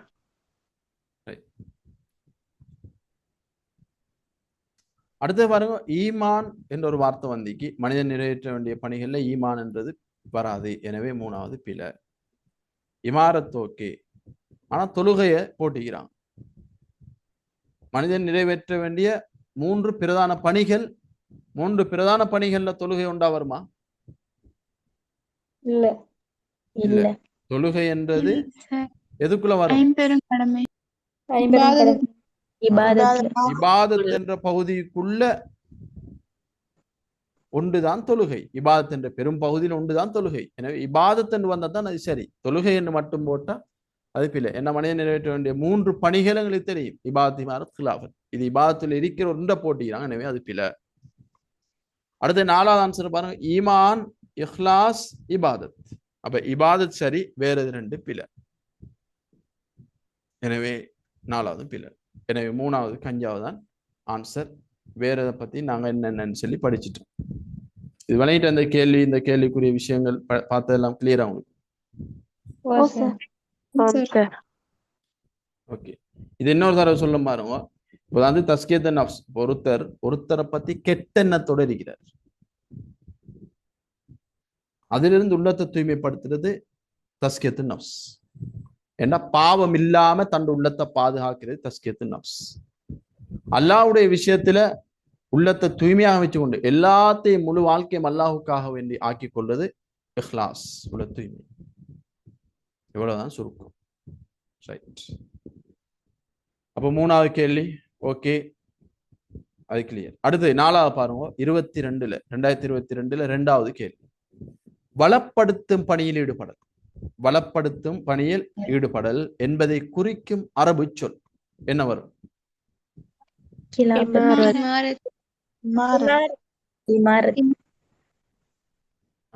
பலப்படுத்துற என்றாலே அந்த பலப்படுத்துற என்றாலே இமாரத்தை அதான் படிச்சேன். இமாரத்துனா பூமியை வளப்படுத்துறது.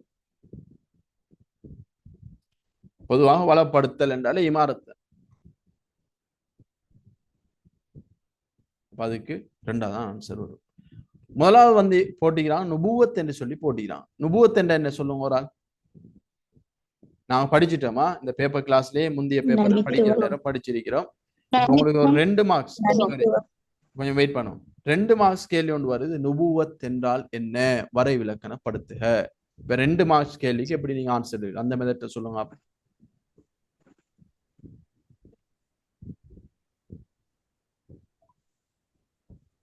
இந்த 2 மார்க்ஸ் கேள்விக்கு இப்ப நீங்க ஆன்சர் எழுத போறீங்க. அப்படி சொல்லுங்க. அல்லாஹ்விடமிருந்து ரசூல் மறையிலிருந்து தெரிவு செய்ய அல்லாஹ்விடம் நேரடியாகவோ அல்லது ஒரு மலக்கினூடாகவோ அல்லாஹ்வுடைய செய்திகளை பரிவர்த்தனை செய்வதற்காக மனிதர்களிலிருந்து தெரிவு செய்தவருக்காக வழங்கப்பட்ட பதவி நுபுவத் என்று சொல்லப்படும்.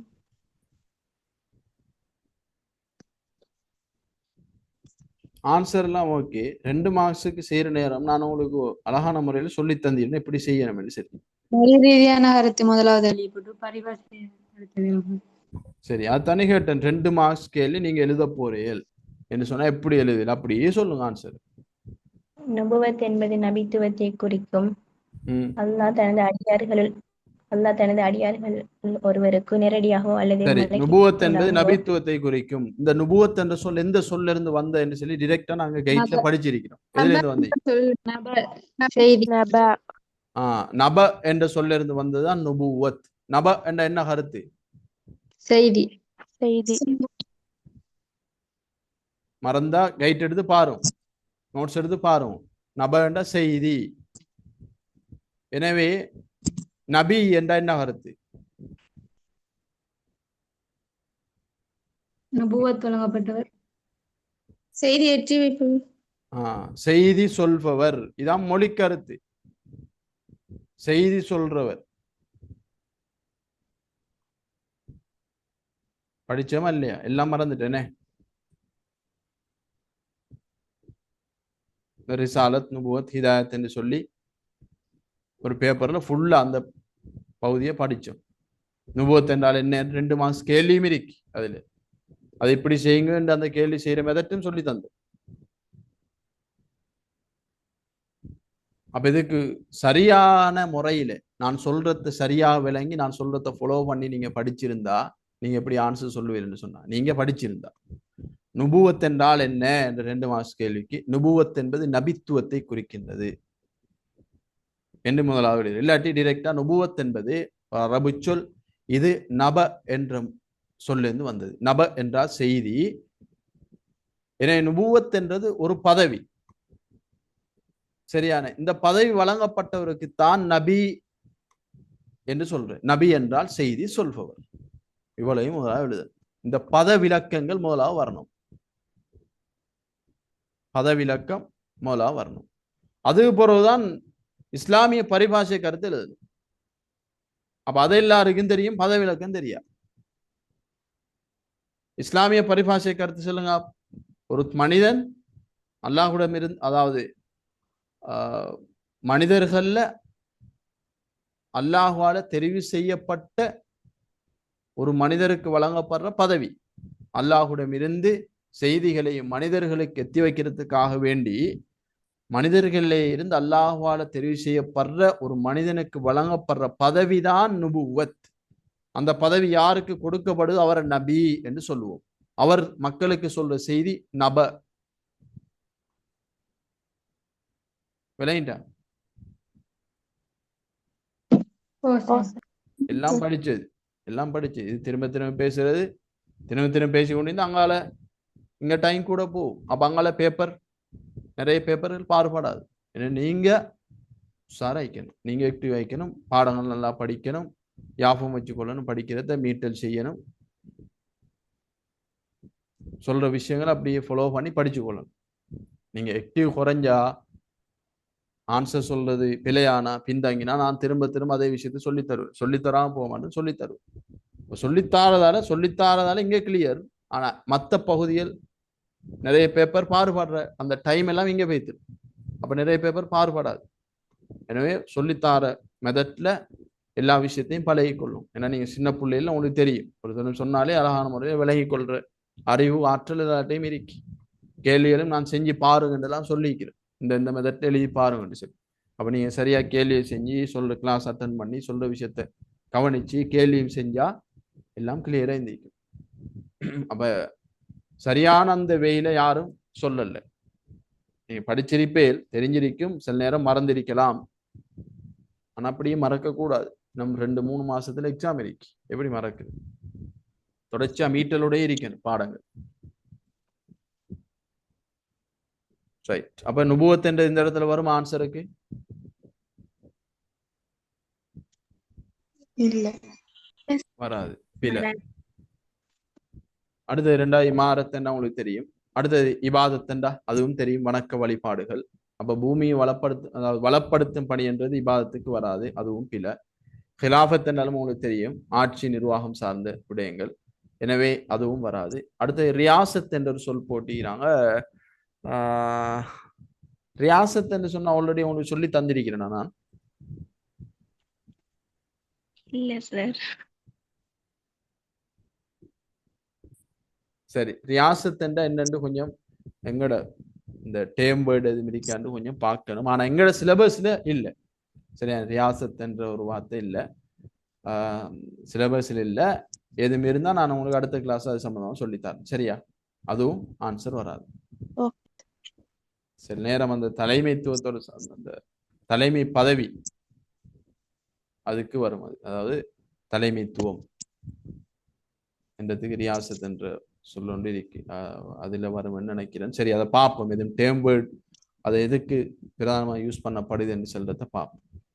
ஆனா உங்களுக்கு சிலபஸ் இல்லை, அதனால நான் அது பாடுபடலை. இல்லாட்டி நான் இந்த இடத்துல உங்களுக்கு சொல்லி தந்தேன்.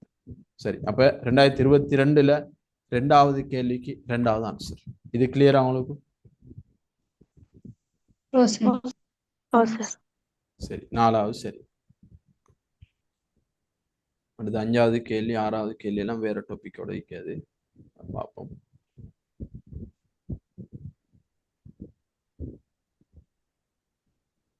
ஒன்பதாவது கேள்வியை பாருங்க. அதாவது 2022ல 10வது கேள்வி. ஒரு முஸ்லிமின் பணிகளுள் இமாரத் பற்றிய சரியான கூற்று கேட்டிருக்கிறான். முதலாவது கூற்று போட்டிக்கு உலகை வளப்படுத்தல் ஆகும். சரியா பிள்ளையா? சரி சார். சரி. இமாரத் பற்றி சரி சரியா சார். சரி. என்ன பலப்படுத்தல் என்றாலே அங்களை யோசிக்கிறது ஒன்றும் இல்லை.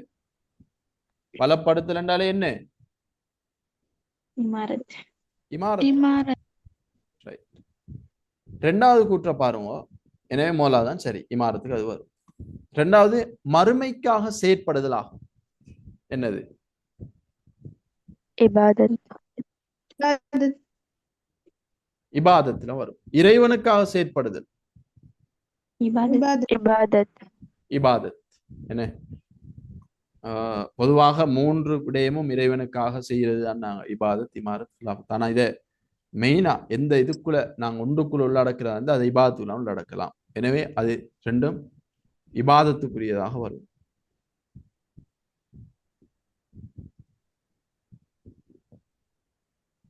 அடுத்து குடும்ப வாழ்வில் ஈடுபடுறதுன்றது இபாதத்.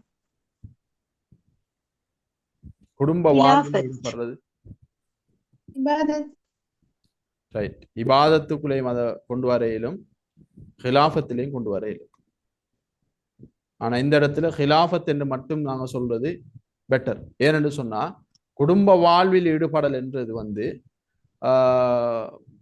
இன்னொருத்தரோடு நாங்க சேர்ந்து வாழ்றோம். குடும்பம் என்று சொன்னா நானா, தம்பி, வாப்பா, உம்மா, குடும்பம். எனவே இன்னொருத்தர கடமை, உரிமை இதுகள் எல்லாம் நிறைவேற்ற வேண்டி வரும். இன்னொருத்தர சம்பந்தப்பட்ட விடயங்கள், இன்னொருத்தருக்குரிய ஹக்குகளை செலுத்த வேண்டி வரும். எனவே குடும்ப வாழ்வு என்றது எதுல வரும்? இபாதத்தா, ஹிலாஃபத்தா, இமாரத்தா? ஹிலாஃபத். ஹிலாஃபத். ஹிலாஃபத். என்ன? நிர்வாகம், ஆட்சி சார்ந்த அம்சங்கள், அதாவது ஒருத்தர் கடமை, உரிமையோட சார்ந்த விடயங்கள் எல்லாம் ஹிலாஃபத்துல வரும். எனவே குடும்ப வாழ்வு என்றது ஹிலாஃபத்துக்கு தான் இந்த இடத்துல நாங்க கொடுப்போம் பொருத்தம். ஆன்மீக வாழ்வில் ஈடுபடுதல் இபாதத். இபாதத். இபாதத். அது இபாதத். ஆன்மீக சைடு என்றாலே இபாதத்.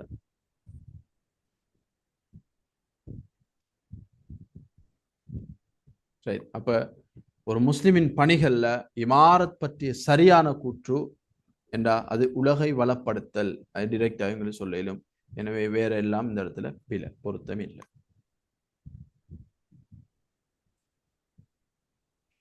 சரி, அது விளங்கிட்டா? கிளியரா? ஆம் சார். ஓ சார்.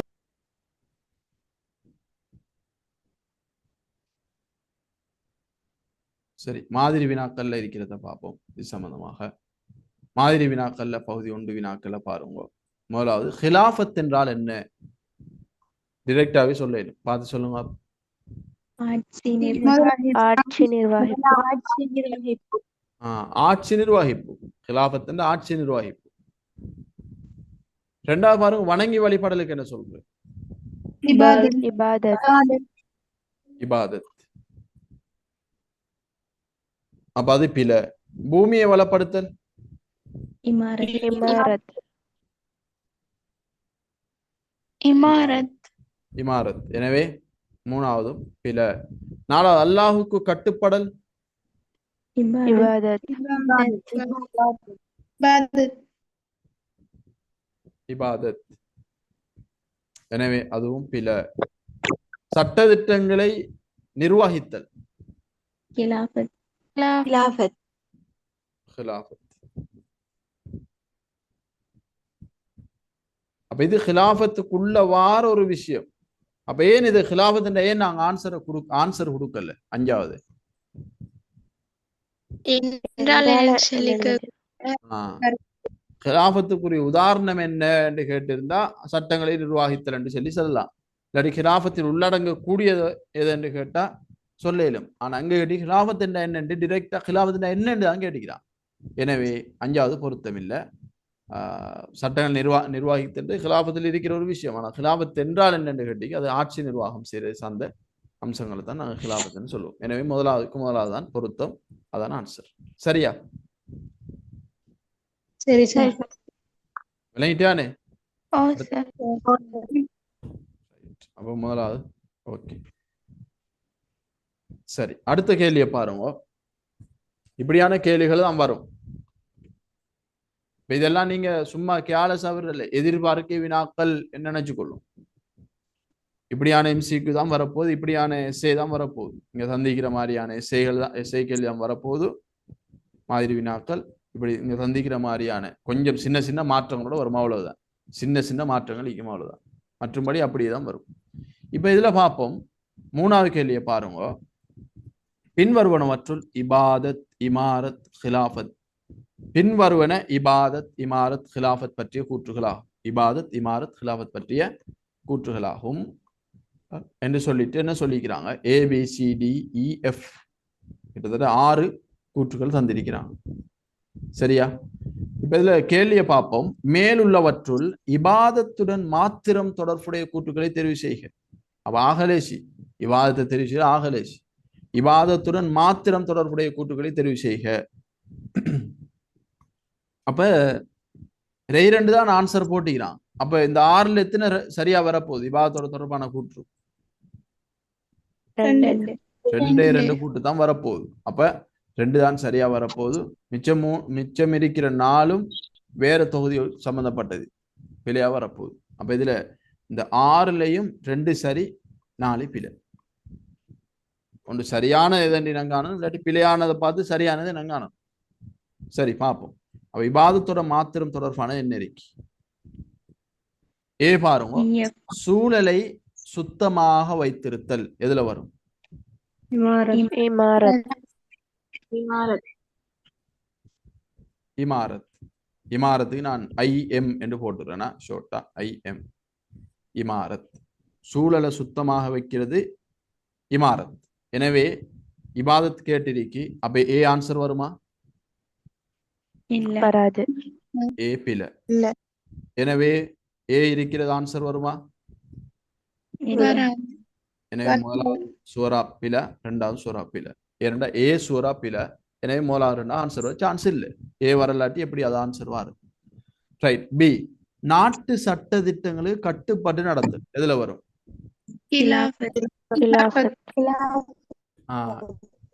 கிலாஃபத்.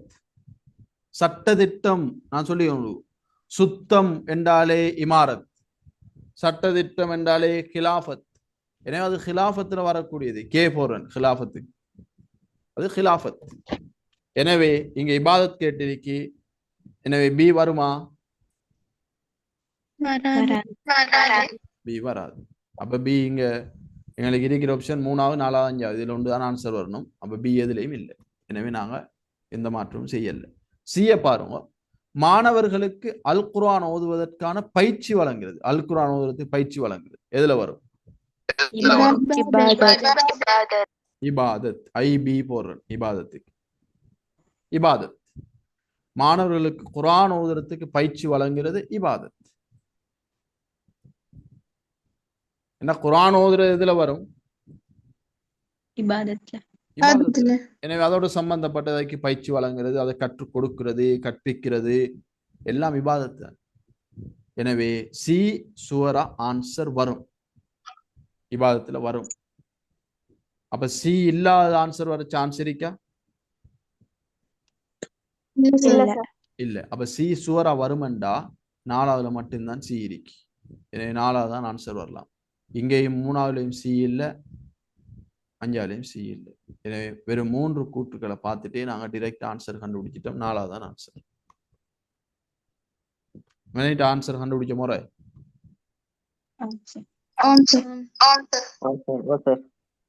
ஓகே. எனவே 4வது சரி, 3வது சரி, இபாதத்துல வரும். அடுத்து 4வது பார்ப்போம். மரம் நடுகை வேலை திட்டத்தின் மூலம் சூழலை அழகுபடுத்தல் எதுல வரும்? இமாரத். இது பூமியை வளப்படுத்தத்தோட சம்பந்தப்பட்டது. என்ன இமாரத்? IM போர். மரம் நடுகை, சூழல் அழகுபடுத்துறது, மரம் என்றாலே இமாரத்து தான். அப்ப இதெல்லாம் மறக்கிறல்ல, எக்ஸாம் போறதுக்கு இடையில இல்லாட்டி அடுத்த கிளாஸ்லயே மறந்து போறல. நல்லா ஞாபகமிக்கிற விஷயம். நீங்க பாடத்தை சுயமா படிக்கல, சுயமா மீட்டல் செய்யலாட்டி கஷ்டம், மறந்துடும். எனவே கொஞ்சம் சுயமாக படியுங்க, பாடங்களை பாருங்க. இதுல உதாரணங்கள் தான் முக்கியம். உதாரணத்தை வச்சுதான் மாத்தி மாத்தி கேள்விகள் கேட்பாங்க. எனவே மரம் நடுகை வேலை திட்டத்தின் மூலம் சூழல் அழகுபடுத்துறது இமாரத். எனவே இபாதத் கேட்டிக்கு டியும் பிழை. பாருங்க, நாங்க சரியா 4வது செலக்ட் பண்ண அங்க D இல்லை, 5வது D இருக்கு, பிழை. அடுத்து பாருங்க, ஹலீஃபாவாக தொழிற்படல். கிலாஃபத். நல்லா யோசிங்கோ. அல்லாஹ் இந்த 3 கடமையை ஏன் எங்கள்கிட்ட தந்திக்கிறான்? இபாதத், இமாரத், ஹிலாஃபத் என்ற 3 கடமையை ஏன் தந்திக்கிறாங்க? இந்த ஹலீஃபா ஹிலாஃபத் ரெண்டையும் வச்சு குழம்பிக் கொள்றல. ஹிலாஃபத்ன்றது வேற, இப்படி விளங்கிக் கொள்ளும். நீங்க ரெண்டும் ஒரு விஷயம்தான், அரபு இது பார்த்தா ஒன்றுதான். அதை யோசிக்காம நான் சொல்றது, நீங்க ஹிலாஃபத்ன்றது ஆட்சி நிர்வாகம் செய்யறது, சரியா? ஹலீஃபா என்றது அல்லாஹுடைய பிரதிநிதி. நாங்கெல்லாம் ஹலீஃபாக்கள் என்று அல்லாஹுடைய பிரதிநிதிகள். நாங்கெல்லாம் அல்லாஹுடைய பிரதிநிதி என்ற அடிப்படையில் தான் 3ஐயும் அல்லாஹ் எங்களுக்கு கடமையாக்குகிறான். எனவே ஒரு மனிதன் ஹலீஃபாவாக தொழிற்படணும் என்றா என்ன செய்யணும்? இபாதத் செய்யணும். இபாதத்து மட்டும் செஞ்சு அவன் ஹலீஃபாவாக மாறிடலுமா?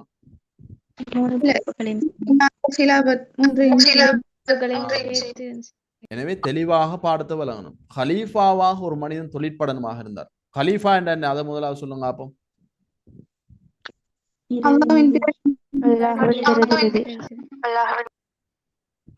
ஹலீஃபாண்டா அல்லாஹுடைய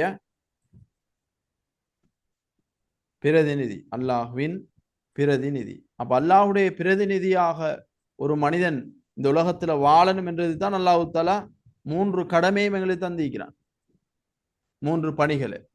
அதானே படிச்சோம், நல்லா விளங்கும் விஷயத்தை. மனிதன் பொறுப்புகளுக்கு வகை கூற கடமைப்பட்டவன், சரியானே? மனிதனுடைய கடமைகள், பொறுப்புகள். நாங்க ஹலீஃபாக்கள், அல்லாஹுடைய பிரதிநிதிகள் என்ற அடிப்படையில அல்லாஹ் தஆலா இந்த 3 விடயத்தையும் எங்களுக்கு கடமையாக்கி இருக்கிறான். எனவே இந்த 3ம், இந்த கேள்வியை பாருங்க, ஹலீஃபாவாக தொழிற்படல் என்றது இது 3க்கும் உரிய பாயிண்ட் தான். விளங்குதா சொல்றது? அது இமாரத்துக்குள்ளேயும் வரும், அது இபாதத்துக்குள்ளேயும் வரும், அது ஹிலாஃபத்துக்குள்ளேயும் வரும். என்ற ஒரு மனிதன் ஹலீஃபாவாக தொழிற்படணும், அல்லாஹுடைய பிரதிநிதியாக தொழிற்படணும் என்று சொன்னா அவன் 3ஐயும் நிறைவேற்றணும், சரியாக செய்யணும். அதான் நான் இப்ப ஸ்டார்ட்லயும் சொன்னேன். அது 3லையும் சமநிலைத்தன்மையோடு அவர் செஞ்சு கொள்ளணும். 3ல ஒன்று மிஸ் ஆனாலும் அவர் அல்லாஹுடைய ஹலீஃபாவாக, அல்லாஹுடைய பிரதிநிதியா, ஒரு பூர்ணமான பிரதிநிதியாக அவர் மாறையில. எனவே ஹலீஃபாவாக தொழிற்படுறது 3க்குள்ளேயும் வரும். இங்க என்ன கேட்டீங்க? இபாதத்துடன்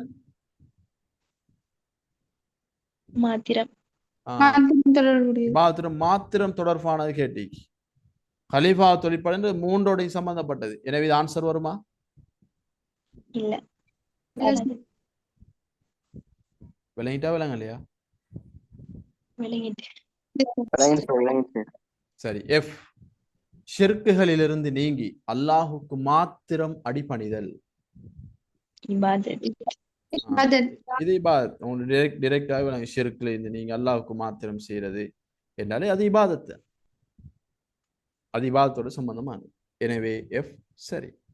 எனவே சிஎம் எஃப்பும் தான் சரி. அதை நாங்க கூற்ற பார்த்து முடிக்கிறதுக்கு முதலே ஆன்சரை செலக்ட் பண்ணியாச்சு. சிஎம் எஃப்பும் தான் சரி. சரி,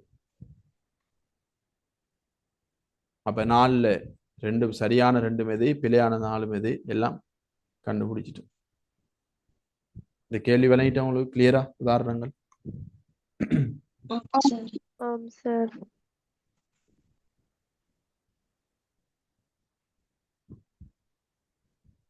அப்ப இதுல இருக்கிற இபாதத், இமாரத், ஹிலாஃபத்துல இருக்கிற பாஸ் பேப்பர் கேள்வி 2019 இருந்து 2025 வரைக்கும் என்னென்ன கேள்வி வந்திக்கோ பாஸ் பேப்பர் கேள்வி எல்லாம் பார்த்துட்டோம்.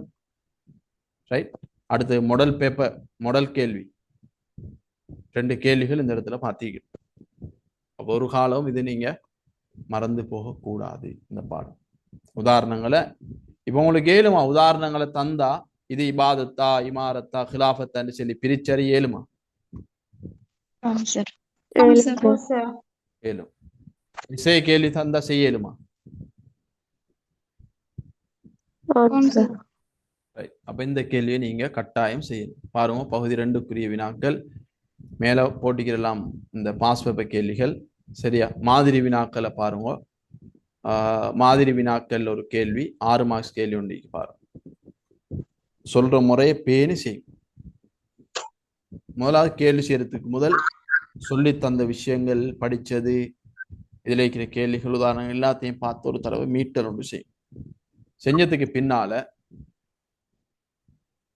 பின்னால கேள்வி கொப்பி எடுத்து அழகான முறையில் இந்த கேள்வி எழுதினத்துக்கு பின்னால 6 மார்க்ஸ் கேள்விக்கு 8 நிமிஷம் டைம் வைங்க. 8 நிமிஷத்துக்குள்ள கேள்வியை செஞ்சு முடிக்க பாரு. 8 நிமிஷத்துக்கு கூட டைம் எடுக்க கூடாது. 8 நிமிஷத்துல குயிக்கா செய்யணும். குயிக்கா செய்யணும்டா கேள்வி செய்யும் போது யோசிச்சு கொண்டு இதுக்கு என்ன உதாரணம் எழுதலாம், இதுக்கு என்ன விளக்கம் யோசிச்சு கொண்டு தான் டைம் போகும். எல்லாத்தையும் அழகான முறையில மீட்டர் செஞ்சு படிச்சு முடிச்சு நோட்ஸ் எல்லாம் மூடி ஒரு ஓரம் கட்டி போட்டு கேள்வி எழுதினதுக்கு பிறகு டைமை ஃபிக்ஸ் பண்றது 8 நிமிஷம். ஓகே, இப்ப ஸ்டார்ட். மனிதன் அல்லாஹ்வின் பிரதிநிதி என்ற வகையில் அவனுக்கு வழங்கப்பட்டுள்ள பிரதான 3 பொறுப்புகளையும் தெளிவுபடுத்துக. பிரதான 3 பொறுப்பு உங்களுக்கு தெரியும். அப்ப ஆன்சர் எழுதும்போது முதலாவது இப்ப தேவையில்லா விளக்கம் எல்லாம் வெளியே கொண்டிருக்கிறது. இது 6 மார்க்ஸ் கேள்விதான். மனிதன் அல்லாஹ்வுடைய பிரதிநிதி, அதாவது ஹலீஃபத்துல்லா, அவனுக்கு அல்லாஹ் தஆலா 3 பிரதான பொறுப்புகளை வழங்கிக்கிறான். ஏண்டா மனிதன் தான் சிறந்த படைப்பு, உயர்ந்த படைப்புன்னு சொல்லி அங்க பயான் பண்ணி கொண்டு இல்லாட்டி அங்க விளக்கங்கள் பார்த்து கொண்டு இருக்கிறது. அதெல்லாம் ஒன்றும் நீ செய்ய தேவையில்லை. கேட்ட கேள்வி என்ன? மனிதன் அல்லாஹ்வின் பிரதிநிதி என்ற வகையில் அவனுக்கு வழங்கப்பட்டுள்ள பிரதான 3 பொறுப்புகளையும் தெளிவுபடுத்து. எனவே முதலாவது பொறுப்பு என்ன? இபாதத். சரியா? அப்ப இபாதத் என்றா என்ன? சின்ன விளக்கம் உண்டு. மனிதன் அல்லாஹ்வுடைய பிரதிநிதி என்ற வகையில அல்லாஹ் வணங்கி வழிபாடுது சார்ந்த அம்சங்களை இபாதத் எனப்படும். இதனை அல்லாஹ் தஆலா கடமையாக்கி இருக்கிறான். அப்ப இதுக்குரிய ஆதாரம் நாங்க படிச்சிருக்கிறோம். ஆதாரத்தை எழுதிடுறோம். நாம் மனித வர்க்கத்தையும் ஜின் வர்க்கத்தையும் என்னை வணங்குவதற்காண்டி வழி ஆதாரம் எழுதிடுறோம். சரியா? அப்ப அறிமுகம் அதை பத்தி இபாதத் என்னன்னு சொல்லி எழுதி அதை எழுதியாச்சு. அடுத்த ஆதாரம் எழுதியாச்சு. அடுத்தது ஒரு 2 உதாரணத்தை போட்டுடுறீங்க. எக்ஸாம்பிள் அல்லது உதாரணம் என்று சொல்லி டேஷ் பண்ணி தொழுகையில் ஈடுபடுதல் குர்ஆன் விஷயம் முடிஞ்சு 2 மார்க்ஸ் கிடைச்சிட்டு இதுக்கு. அடுத்தது 2வது போடுறீங்க இபாதத் முடிஞ்சு. அடுத்தது இமாரத். அப்ப இமாரத் என்ற என்ன என்று எழுதுறீங்க. ஆதாரம் எழுதுறீங்க. இமாரத் என்ற என்ன எழுதியாச்சு. அடுத்த ஆதாரம் எழுதியாச்சு. உதாரணம் ஒரு 2 உதாரணம். மரம் நடுதல், சூழலை சுத்தமாக வைத்திருத்தல். 2 மார்க்ஸ் கிடைச்சிட்டு. சரியா? அடுத்து 3வது போடுறீங்க ஹிலாஃபத். ஹிலாஃபத் என்ற என்ன? அப்ப என்னண்டு நிறைய எழுத வேண்டி வர ஆட்சி நிர்வாகம் செய்தல் சார்ந்த அம்சங்கள் ஹிலாஃபத் எனப்படும். ரைட். இது சம்பந்தம் குர்ஆன்ல அல்லாஹ் சொல்றேன். குர்ஆன் வசனத்தில் இது. அப்ப என்னென்று எழுதியாச்சு குர்ஆன் ஆதாரம். அதே மாதிரி கடைசியில் உதாரணம் எழுதியாச்சு. 2 மார்க்ஸ். ஃபுல் மார்க்ஸ் கிடைக்கும். 6 மார்க்ஸ். 8 நிமிஷத்துக்குள்ள இவ்வளவு வேலையை முடிச்சு விட்டுரும். செய்யலுமா?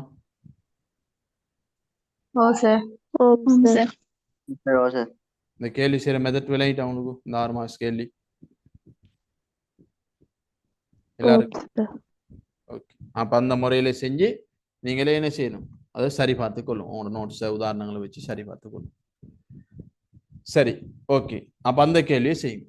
இப்ப நாங்க இபாதத், இமாரத், ஹிலாஃபத் சம்பந்தமான சாப்டர் ஃபுல்லா முடிச்சிட்டோம். இது ஒரு சின்னூறு பகுதி தான் என்னோட சிலபஸ்ல. ஆனா நாங்க இதுக்கே கிட்டத்தட்ட 1.5 மணித்தியாலம் எடுத்து படிச்சிருக்கிறோம். இதுக்கே 1.5 மணித்தியாலம் டைம் எடுத்து படிச்சிருக்கிறோம். அவங்க இந்த பேப்பர் 10ல 2 பகுதியில ஒரு பகுதிக்குரிய டாபிக்கை முடிச்சிட்டு இருந்தாங்க.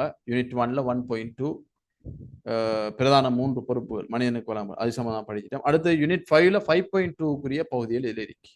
ஹுக்கூக்குல் இபாத் என்ற ஒரு பாடம் இருக்கு. யூனிட் 5ல 5.2.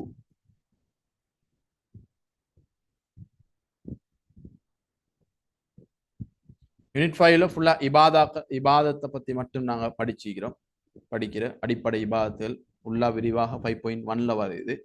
தொழுகை, நோன்பு, ஜக்காத், ஹஜ் இது சம்பந்தம் ஃபுல்லா தெளிவாக விரிவாக வருது. நீ படிச்சிருப்பேன். படிக்காதவங்க யோசிக்க பிறகு அது படிக்கலாம். 27 பேஜ் பிள்ளையிலும் மீப்பேன். 5.2 இதுல வாரது ஹுக்கூக்குல் இபாத். ஹுக்கூக்குல் இபாத் என்று சொன்னா அல்லாஹ் அல்லாதவற்றுக்கு செய்யறது எல்லாமே ஹுக்கூக்குல் இபாத். அல்லாஹ்க்கு செய்யறது மட்டும்தான் ஹுக்கூக்குல்லா. சும்மா ரோட்ல போற நாய்க்கு கள்ள தூக்கி எறியலாது. இவர் ஹுக்கூக்குல் இபாதுல மோசடி செஞ்சிட்டாருன்னு வரும்.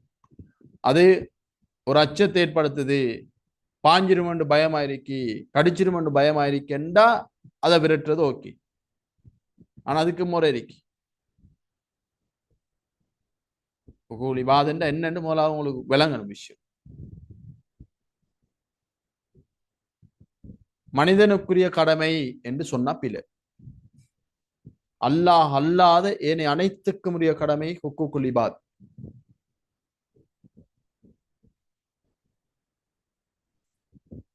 வீட்டுல சமைச்ச குப்பைய ஒருத்தர் கொண்டாந்து ரோட்ல போடுறார். இவர் சூழலுக்கு செய்ய வேண்டிய கடமையில மோசடி செஞ்சிட்டார். ஹுக்கூக்குல் இபாதுல சூழலுக்கு செய்ய வேண்டிய கடமையும் வரும். அதான் சொல்ல, அல்லாஹ் அல்லாதவற்றுக்கு செய்யக்கூடிய அனைத்து கடமையும் ஹுக்கூக்குல் இபாத். இவர் சூழலை மாசடைய செய்த குற்றவாளி, பாவி.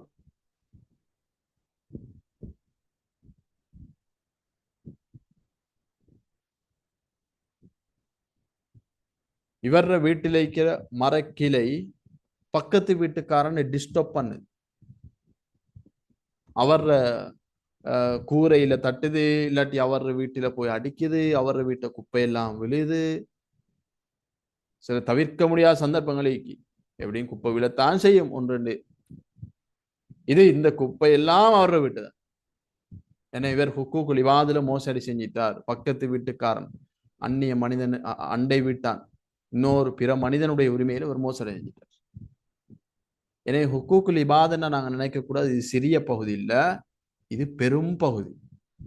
ஹுக்கூக்குல்லா சார்ந்த எல்லாம் ஹுக்கூக்குல் இபாத். தனக்கு செய்யற கடமை மீக்கி, தனக்கு செய்யற கடமை ஹுக்கூக்குல் இபாத். ஏன் இந்த உடம்பு, இந்த கை, இந்த கால், இந்த நகம், இந்த கண், இதெல்லாம் நாங்க யார்கிட்டையும் காசு கொடுத்து சல்லி கொடுத்து வாங்கினா சொல்லுவாங்க? யார்ட்டையும் சல்லி கொடுத்து ஹாஸ்பிட்டல் ஓர்டர் பண்ணி எடுத்தோம் இல்ல. எல்லாம் அல்லாஹ் தந்தது. இதுவும் எங்களுக்கு சொந்தம் இல்லை. இதுல இருந்து விளங்கி கொள்ளணும், இதுவும் கூட எங்களுக்கு சொந்தம் இல்லை. நாளை மறுமையில் அல்லாஹ் தாலா அதுகிட்ட கேட்பான், ஒன்ன வச்சு இந்த ஆன்மா என்ன செஞ்சிச்சு எல்லாத்தையும் சொல்லும். அது சொல்லும், யாழ்ல என்ன வச்சு என்னென்ன செஞ்சான். ஏன் எல்லாம் அல்லாட. எனவே அதுக்குரிய ஹக்கும் இருக்கு. அதுவும் ஹுக்கூக்குல் இபாத், தனக்குத்தானே செய்ய வேண்டிய கடமை. நினைச்ச மாதிரி என்ன எல்லா வேலையும் செய்ய இயலாது. நினைச்ச மாதிரி கண்ணால பார்க்கலாம், நினைச்ச மாதிரி கையால பிடிக்கலாம், நினைச்ச பக்கமெல்லாம் நடக்கலாம், நினைச்சதெல்லாம் சாப்பிடலாம். நோய் வந்தா நினைச்ச மாதிரி சும்மா நாங்க கேலஸா விட்டு போட்டு இருக்கலாம். என்ற உடலுக்கு தனக்குத்தானே செலுத்த வேண்டிய கடமை இருக்கு. அபரது தூங்காம 24 மணி தொழில் தொழில் தொழில் என்று கொண்டே இருக்கிறார். இவர் ஹுக்கூக்குல் இபாதுல மோசடி செஞ்சிட்டார். தனக்குத்தானே செய்ய வேண்டிய கடமையில் ஒன்றுதான் உடலுக்கு ஓய்வு வழங்குதல். இவர் ஓய்வு வழங்காம 24 மணி தொழில் தொழில் என்று இருக்கிறாண்டா இவரும் ஹுக்கூக்குல் இபாதுல மோசடி செஞ்ச பாவி.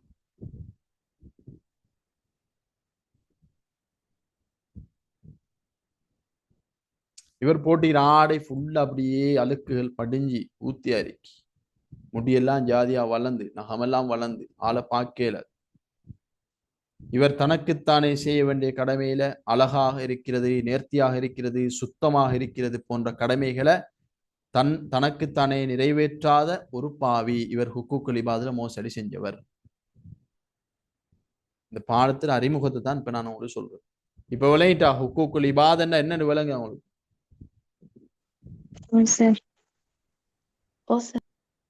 ரைட். அப்ப நல்லா விளையும் கொள்ளும். ஹுக்கூக்குல் இபாதுண்டா தனக்குத்தானே செய்ய வேண்டியது ஹுக்கூக்குல் இபாத் இருக்கு, பிற மனிதர்களுக்கு செய்ய வேண்டியது இருக்கு, பிற உயிரினங்களுக்கு செய்ய வேண்டியது இருக்கு, சூழலுக்கு நிறைவேற்ற வேண்டிய கடமைகள் இருக்கு, சூழலுக்கு நிறைவேற்ற வேண்டிய கடமைகள். பிரபஞ்ச சமநிலையை பேர்ந்தது ஹுக்கூக்குல் இபாத். சூழலுக்கு நிறைவேற்ற வேண்டிய கடமைகள் இருக்கு. இப்படி பல கடமைகள் இதுக்குள்ள வரும்.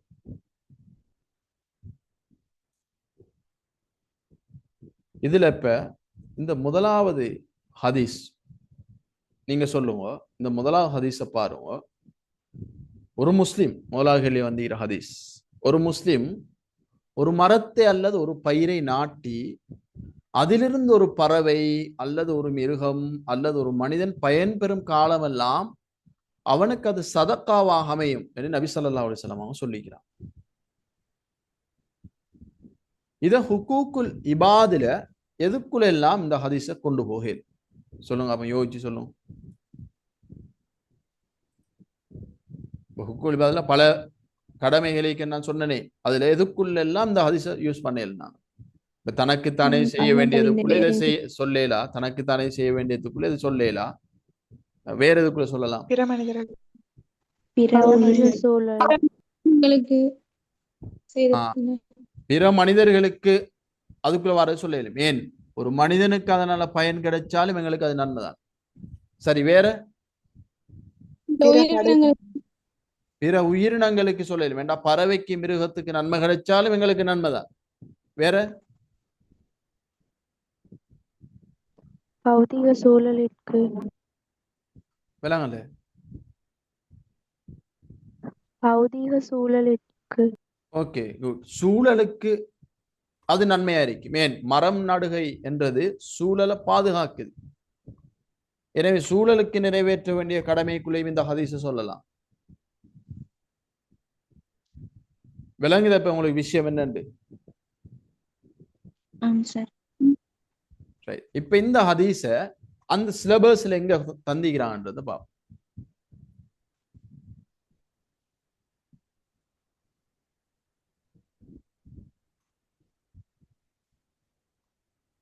ஒவ்வொன்றா படிப்போம். இது படிக்க வேண்டிய பாடம், படிப்போம்.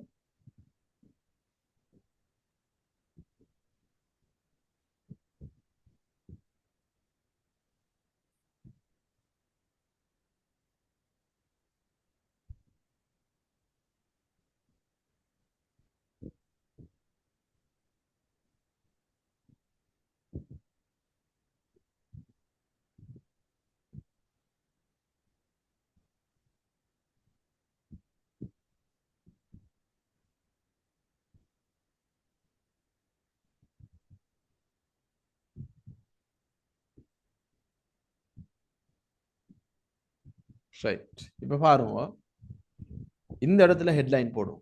அதாவது பேஜ் நம்பர் 201, 201வது பக்கத்துல இந்த இடத்துல இதை ஒவ்வொரு டாபிக்கா நாங்க பிரிச்சு படிக்கிறோம். சரியான? இந்த இடத்துல ஹெட்லைன் போடுவோம், பௌதீக சூழலுக்கு நிறைவேற்ற வேண்டிய கடமைகள். இல்லாட்டி இதை நல்லா ஹைலைட் பண்ணி ஹெட்டிங் மாதிரி காட்டிக்கொள்ளும்.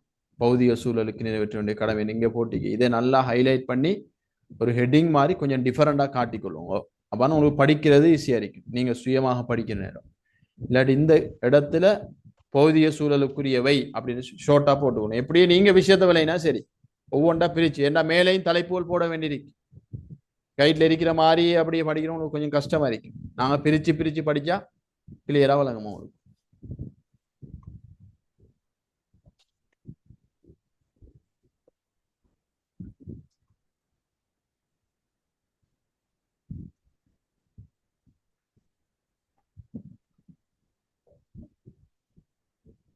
சரி, போட்டேல ஹெட்லைன்.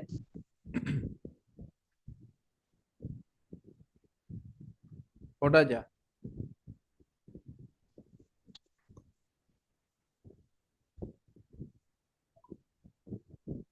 இது கொஞ்சம் தானே. இதை பார்த்த வேண்டா நீங்க என்ன செய்யலாம்டா, இதோட சம்பந்தப்பட்ட கேள்வி எல்லாம் செய்யலாம். நம்ம அடுத்த கிளாஸ்ல நாங்க கேள்விய பார்த்தா சரி, கேள்விகளை பார்த்தா சரி, இதுக்குரிய கேள்வி அப்படி ஒவ்வொரு சாப்டரா முடிக்கலாம்.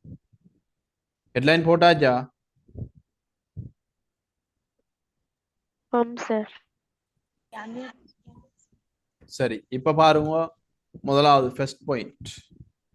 இது இமாரத்துல இருக்கிற விஷயம். ஹைலைட் பண்ணிக்கிறது நல்லா மைண்ட்ல வச்சுக்கொள்ளும். பௌதிக சூழலை சுத்தமாக, பௌதிக சூழலுக்குரிய கடமைகளை நிறைவேற்றி பௌதிக சூழலை நல்லா வச்சுக்கொள்ளணும் என்றது எதுல வரும்? இபாதத்தா, இமாரத்தா, ஹிலாஃபத்தா?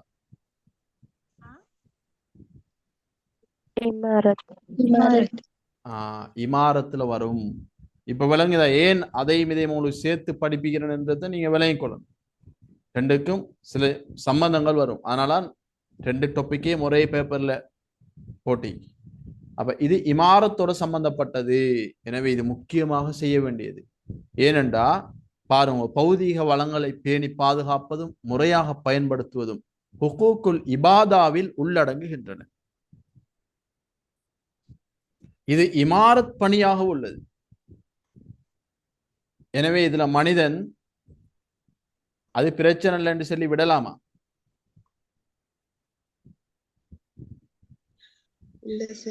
விடையில விட்டா இவர் யாரு? குற்றவாளி. எனவே விடையில. எனவே இது முக்கியமான கடமை என்றது இது உணர்த்தி காட்டு. எனவே ஃபர்ஸ்ட் பாயிண்ட், இந்த பௌதிக சூழல் நிறைவேற்ற வேண்டிய கடமை என்றது இமாரத் சார்ந்த ஒரு பணி.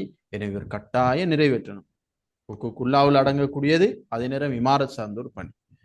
செகண்ட் பாயிண்ட், இந்த பௌதிக சூழலில் நிறைவேற்ற வேண்டிய கடமைகள் உயிரினங்கள்ல வாழ்க்கையை மேம்படுத்துறதுக்கு உதவும். பாருங்க, இஸ்லாம் பௌதிக வளங்களை பாதுகாத்து பிரபஞ்ச சமநிலையை பேணுவதற்கு கூடிய அக்கறை செலுத்துவதனூடாக உலகில் மனித மற்றும் உயிரினங்களின் வாழ்வை வளப்படுத்த உதவுகிறது. அப்போ மனித வாழ்வையும் வளப்படுத்த உதவுதோ, பிற உயிரினங்கள்ல வாழ்வை வளப்படுத்த உதவுது. ஏன்? சூழல் மாசடைஞ்சா பாதிக்கப்படுறது யாரு? மனிதன், மனிதனும் உயிரினங்களும். எங்களுக்கு தான் பாதிப்பு. அதான் அல்லாஹ் சொல்றான், உங்களோட கரங்களாலேயே நீங்க அழிஞ்சு கொள்ள வேணாம் என்றது குர்ஆன்ல எச்சரிக்கை அல்லாஹ் சொல்லி காட்டுறான். அவருடைய கரங்களாலேயே என்ன நீர்ல, நிலத்துல, எல்லா இடத்திலையும் ஃபித்னாக்கள் உண்டாகுது என்றதை அல்லாஹ் சொல்லி காட்டுறான். எனவே பௌதிக சூழலுக்குரிய கடமை முறையாக நிறைவேற்றுவதனூடாக மனித மற்றும் உயிரினங்களுடைய வாழ்க்கையை மேம்படுத்தலாம். Second point. அடுத்த தேர்ட், அல் குர்ஆன்ல 172 இடத்துல அல்லாஹ் தாலா மரத்தோட தொடர்பான விடயங்களை பத்தி பேசுறான். 172 இடத்துல. சும்மா யோசிச்சு பாருங்க. வெறுமனே தொழுகையும் திக்ரையும் குர்ஆன்ல பேசிக்கொண்டு இருக்கல, அல்லாஹ் தாலா மரத்தை பேசியிருக்கிறான் 172 இடத்துல. ஒரு 1-2 இடத்துல இருந்தாலும் பிரச்சனை இல்லை, 172 இடத்துல. அப்ப இதுல இருந்து நாங்க விளங்கிக் கொள்ளணும் எந்த அளவுக்கு இந்த சூழலுக்கு நிறைவேற்ற வேண்டிய பணி இஸ்லாத்துல முக்கியத்துவம் கொடுக்கப்பட்டீங்கன்னு சரி. எனவே சும்மா மரத்தை வெட்டி வீசுற, சூழல் அழிக்கிற, மாசுபடுத்துற இதெல்லாம் கூடாது, பாவம். ஒரு குர்ஆன் வசனத்தை போட்டி பாருங்க. வானத்திலிருந்து மிக்க பாக்கியம் உள்ள நீரை இறக்கி அதனை கொண்டு தோட்டங்களையும் அறுவடை செய்யப்படும் தானியங்களையும் முளைப்பிக்கிறோம். இன்னைக்கு மழை இல்லாட்டி விவசாயிகள் எல்லாரும் போதையில திரிகிற மாதிரி திரிவாங்க. விவசாயம் செய்யறாக்கள் உங்களுக்கு தெரியும், எல்லாரும் போதை பிடிச்ச மாதிரி திரிவாங்க மழை இல்லாட்டி. ஏன்? மழையால் அல்லாஹு தாலா அவனே சொல்லி காட்டுறான், மழையால தான் நாங்க என்ன செய்யறோம்? தோட்டங்கள் உருவாக்குறோம், தானியங்கள் எல்லாம் முளைப்பிக்கிறோம் என்று சொல்லி. அடுக்கடுக்கான கனிகள் நிறைந்த குலைகளை உடைய நீண்டு வளரும் பேரித்த மரங்களையும் முளைப்பிக்க செய்து அதனை நம் அடியார்களுக்கு உணவாக்கி அவைகளை கொண்டு இறந்த பூமியை நாம் உயிர்ப்பிக்கிறோம். அப்ப அல்லாஹ் தஆலா பூமியை உயிர்ப்பிக்கிறத பேசுறான். இமாரத், சூழலை வளப்படுத்தணும் என்ற விஷயத்த பேசுறான். மரத்தோட சம்பந்தப்பட்ட விஷயம், மரங்களை பத்தி அல்லாஹ் தஆலா குர்ஆன்ல பேசுறான். இது ஒரு வசனம் தான் உதாரணம் படிச்சுக்கிறோம். இப்படி 172 இடங்கள்ல, வசனத்துல இல்ல பல வசனத்துல பேசப்பட்டிக்கு 172 இடத்துல அல்லாஹ் தஆலா இப்படி மரத்தோட தொடர்பான விடயங்கள், சூழலுக்கு செய்ய வேண்டிய கடமைகள்ல இந்த மரத்தோட தொடர்பானதை மட்டும் 172 இடத்துல அல்லாஹ் தஆலா பேசியிருக்கிறார். எனவே இப்ப இந்த குர்ஆன் வசனம் எங்களுக்கு எதை காட்டுன்னா, சூழலுக்கு நாங்க சூழலுடைய அந்த சூழலை பேணுறதுல நாங்க எந்த அளவுக்கு பௌதிக சூழலுக்கு முக்கியத்துவம் கொடுக்கணும், அதை சுத்தமாக சுகாதாரமாக பேணணும் என்ற விஷயம் இங்க எங்களுக்கு வலியுறுத்தப்படுது. அடுத்தது 4வது பாயிண்ட், நபி ஸல்லல்லாஹு அலைஹி வஸல்லம் அவர்கள் மர நடுகையை ஊக்குவித்து பல ஹதீஸ்களை முன்வைத்துள்ளார்கள். பல ஹதீஸ் நபி அவங்க மர நடுகையை ஊக்குவிச்சுக்கிறாங்க. எப்படி தொழுகை ஊக்குவிக்கப்பட்டிருக்கோ, ஜக்காத் ஊக்குவிக்கப்பட்டிருக்கோ, நல்ல அமல்கள் ஊக்குவிக்கப்பட்டிருக்கோ, அதே மாதிரி மர நடுகையும் ஊக்குவிக்கப்பட்டிருக்கு. எப்படி? உன் கையில் பேரித்த மரச்செடி ஒன்று இருப்பின் அடுத்த நிமிடம் உலகம் அழியும் என்றிருந்தாலும் அதற்கு முன் அச்செடியை நட்டுவிடு, அச்செயலுக்கும் கூடிய நபி அவங்க சொன்னாங்க. அப்ப எந்த அளவுக்கு இஸ்லாம் மர நடுகையை ஊக்குவிச்சு என்றதை பாருங்க. இது 1400 வருஷத்துக்கு முன்னால இதெல்லாம் சொல்லப்பட்டுச்சு. இன்றைக்கு தான் இதை வச்சுக்கொண்டு இன்றைக்கு உலகம் பேசிக்கொண்டு இருக்கு. பச்சை வீட்டு வாயுக்கள் அதிகரிப்பின் காரணமாக வெப்பம் அதிகரிக்குது, வெப்பநிலையாக இருக்கி, மரங்கள் அதிகமாக நாட்டுங்கோ, வீடுகளில் பயிற்சிகளை மேற்கொள்ளுங்கோ, மரங்கள் நடுகை செய்யுங்கோ. பல மர நடுகை வேலை திட்டங்களை முன்னெடுத்து செஞ்சு கொண்டு போறாங்க. ஆனா நபி ஸல்லல்லாஹு அலைஹி வஸல்லம் 1400 வருஷத்துக்கு முன்னாடி சொல்லிட்டாங்க, உன் கையில் ஒரு பேரிச்ச மரம் செடி இருக்கு, அடுத்த நிமிஷம் உலகம் அழிஞ்சிரும் என்று இருந்தாலும் பிரச்சனை அதை நட்டிடு என்று சொன்னான். நட்டி விடு, அச்செயலுக்கும் கூலி உண்டு என்று சொன்னான். எனவே இது ஒரு ஹதீஸ். அதே மாதிரி இன்னொரு ஹதீஸ், ஒரு முஸ்லிம் ஒரு செடியை அல்லது ஒரு பயிரை பயிரிட்டு அதிலிருந்து ஒரு பறவை அல்லது ஒரு மனிதன் அல்லது மிருகம் உணவை பெறுமாயின் அது அவனுக்கு நன்மை பெற்றுத்தரும் சதக்காவாக அமையும். எனவே இந்த ஹதீஸும் மரம் நடுகை சேர்த்து ஊக்குவிக்குது. ஒரு முஸ்லிம் ஒரு செடியை அல்லது பயிரை நாட்டி பயிரிட்டு அதிலிருந்து ஒரு பறவை பயன்பெறுது. எப்படி பறவை பயன்பெறும்? அதிலிருந்து உணவுகளை உட்கொள்ளும். சில பறவைகள் அதிலிருந்து பழங்கள் உட்கொள்ளும், அதுல கூடு கட்டி வாழும், அதுல வந்து தங்கி இருந்து சாப்பாடுகளை சாப்பிடும், அதுல சாப்பாடுகளை கொண்டு வந்து வச்சு சாப்பிடும். ஓய்வுக்காக வேண்டி அந்த மரத்துல தங்கி இருக்கும். எனவே பறவைகள் பயன்பெறுது. அடுத்தது மனிதன் பயன்பெறுவான். எப்படி? நிழலுக்காக அந்த மரத்தை கீழே ஒதுங்குவான், அதிலிருந்து விறகுகள் எடுப்பான். பாருங்க, மரம் என்றாலே பயன்தான். அது இறந்து போனாலும் அது விறகாக மாறுது.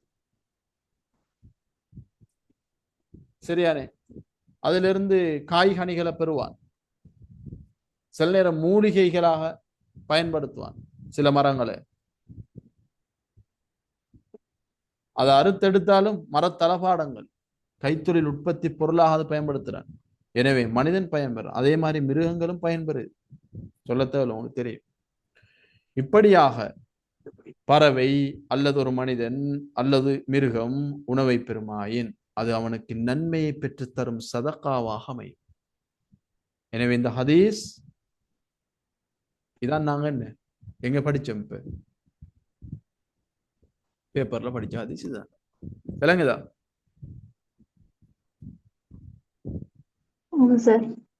என்ன சவுண்ட காணல? தூக்கம் போய் தள்ளி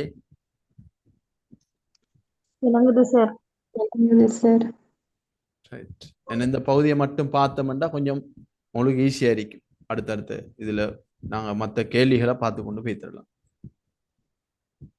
அப்ப மரநடுகை ஊக்குவித்து பல ஹதீஸ்ல வந்திருக்கு. 5வது பாயிண்ட். அடுத்து 4வது பாயிண்ட். 5வது பாயிண்ட் பாருங்க.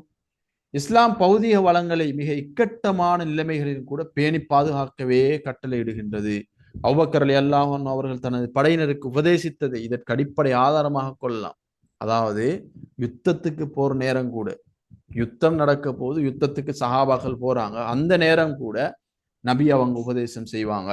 அதே மாதிரி ஹலீஃபாக்கள் உபதேசம் செய்வாங்க. அந்த யுத்தத்துக்கு லீடர்ஷிப் பண்றவர் உபதேசம் செய்வார். எப்படின்னு சொன்னா, சூழலை மாசுபடுத்த இயலாது, சும்மா இருக்கிற மரங்களை வெட்ட இயலாது, சும்மா இருக்கிற மக்களை போய் கொண்டு குழப்ப இயலாது. கோயில்கள்ல வணங்கி கொண்டிருப்பாங்க, அவங்களோட பாட்டுல அவங்க வணங்கி கொண்டிருக்கிறாங்க, அவங்கள போய் டிஸ்டர்ப் பண்ண இயலாது. பெண்கள் குழந்தைகளை டிஸ்டர்ப் பண்ண இயலாது. சூழலை மாசுபடுத்த இயலாது, சும்மா மரங்களை போட்டு வெட்ட இயலாது. அப்ப பாருங்க, இஸ்லாம் எவ்வளவு அழகான மார்க்கம் என்று சொல்லி, யார் ஃபைட்டுக்கு வாராங்களோ அவங்களோட மட்டும்தான் ஃபைட், வேற யாரோடையும் போய் சண்டை பிடிக்கிறது. அதுலயும் அவங்க சமாதானத்தை சேர்ந்து வந்த சமாதானம் தான், அதுக்கு பிறகு சண்டை இல்லை. இதுதான் இஸ்லாம். எனவே இஸ்லாம் ஒரு காலம் என்ன செய்யாது, யுத்தத்தை சண்டையை போதிக்கிற மார்க்கம் இல்லை. அதே மாதிரிதான் எந்த அளவுக்கு கொண்டா யுத்தத்துல கூட அபூபக்கர் ரலியல்லாஹு அன்ஹு உபதேசிக்கிறாங்க, பேரித்த மரங்களை வெட்டி எரிக்க வேண்டாம், மேலும் பழம் தரும் எந்த ஒரு மரத்தையும் வெட்ட வேண்டாம் என்று சொன்னாங்க. அப்ப எந்த அளவுக்கு சூழல் பாதுகாக்கிற விஷயத்துல, மரங்கள்ல பாதுகாக்கிற விஷயத்துல இஸ்லாம் முன்னுரிமை வழங்கி முக்கியத்துவம் வழங்கின்றது நாங்க விளங்கிக் கொள்ள. எனவே ஹுக்கூக்குல் இபாதுல மிக முக்கியமான பகுதி சூழலுக்கு நாங்கள் நிறைவேற்ற வேண்டிய கடமை என்று. அடுத்து 6வது பாயிண்ட். பௌதிக சூழல் மாசடைவதை தடுப்பது அனைத்து மனிதர்களதும் கடமையாகும். பௌதிக சூழல மாசடைகிறத தடுக்கிறது எல்லார கடமையும் தான். இது அரசாங்கம் தான் செய்யணும், நகர சபை அல்லது பிரதேச சபை தான் இதை செய்யணும், இல்லாட்டி குப்பை கிளீன் பண்ண வாரவங்க தான் இதை செய்யணும். அப்படி இல்லை, எல்லோருக்கும் இது கடமை. ஒரு இடத்துல ஒரு குப்பை கிடக்கு என்று சொன்னா அதில் போறவர் அதை எடுக்கத்தான் வேணும், இது கடமை. எனவே இது தனி மனிதர்கள், நாடு, சர்வதேசம் என்ற அடிப்படையில் உலகத்தார் அனைவர் மீதும் கடமையாக இருக்கு. நன்மையிலும் பயபக்தியிலும் நீங்கள் ஒருவருக்கொருவர் உதவி செய்யுங்கள் என்று சொல்லி அல்லாஹ் சொன்னார். எனவே நன்மையான காரியம், நல்ல விஷயம், தக்வாவுடைய விஷயத்துல ஒருத்தருக்கு ஒருத்தர் உதவியாக நடக்கணும். மைக்கொண்டு ஒன்னா மாதிரி இருந்துச்சு, எதுவும் டவுட் கேட்கணும்னா கேளு, இல்லாட்டி மைக்கெல்லாம் மியூட் பண்ணி வச்சுக்கோ. சரி, இப்ப இது விளையாண்டு அவங்களுக்கு சூழலுக்கு நிறைவேற்ற வேண்டிய கடமைகள்.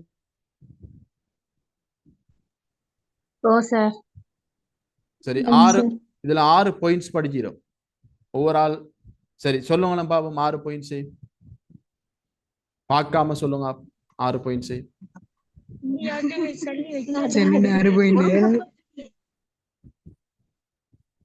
6 பாயிண்ட்ஸ் சொல்லுங்களேன். முதலாவது, சூழலுக்கு நிறைவேற்ற வேண்டிய பணி என்றது இமாரத்தோட சம்பந்தப்பட்ட ஒரு முக்கிய பணியாக காணப்படுது சொல்லும். அடுத்த பாயிண்ட்,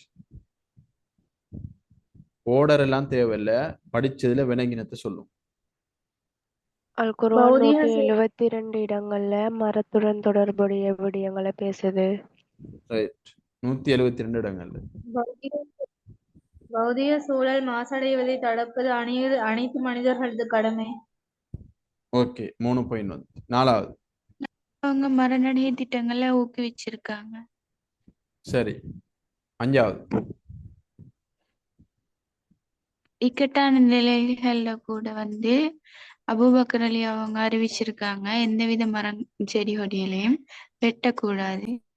அதாவது யுத்த சந்தர்ப்பத்துல கூட, யுத்தத்துக்கு போற படைக்கு செஞ்ச உபதேசம் தான் அது.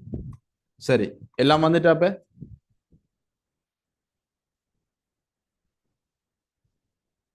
எல்லாம் வந்துட்டு தானே விளையாண்டு அந்த முதலாவது ஹதீஸ் எங்க வந்திருக்கேன்னு சொல்லி சிலபஸ்ல. சரி, இப்ப இதுல ஒவ்வொன்றோடையும் அப்படி சம்பந்தப்பட்ட கேள்விகள் எல்லாம் இதுல இருக்கு. இதுல ஒரே ஒரு கேள்வி நாங்க பார்த்துட்டு போவோம்.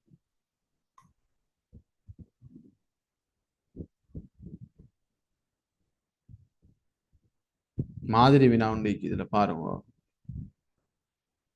5வது கேள்வி, லாஸ்ட். ஹுகூக்குல் இபாதில் சூழலுக்கு நிறைவேற்ற வேண்டிய கடமைகளின் முக்கியத்துவத்தை உணர்த்தும் விதமாக அல் குர்ஆனில் மரம் மற்றும் மரத்துடன் தொடர்பான விடயங்கள் தொடர்பாக எத்தனை இடங்களில் பேசப்பட்டுள்ளது? 172. 172. வேறெல்லாம் பீல. இப்படித்தான் கேள்விகள் வாரு. வேறொன்றும் அங்க மெஜிக் ஒன்றும் இல்லை. இப்படித்தான் இருக்கிற விஷயத்த மாறி மாறி கேள்வியா போட போறாங்க, காப்பி பண்ணி பண்ணி. சரியா விளங்கிய விஷயம்?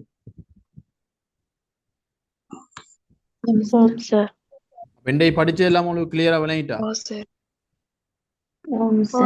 Clear sir. சரி, இன்ஷால்லா நாளைக்கும் கிளாஸ் நடக்கும்.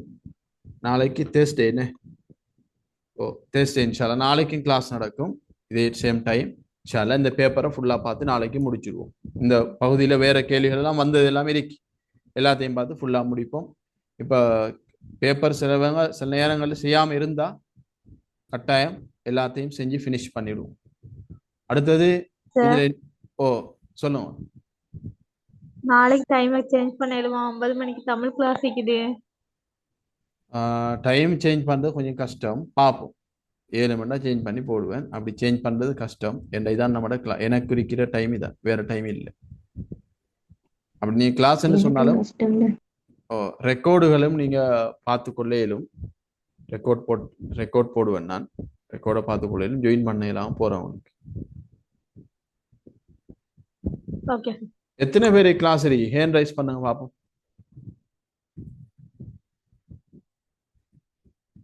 கிளாஸ் இருக்கிறவங்க எல்லாம் ஹேண்ட் ரைஸ் பண்ணுவோம். நாளைக்கு 9 மணிக்கு கிளாஸ் இருக்கிறோம்.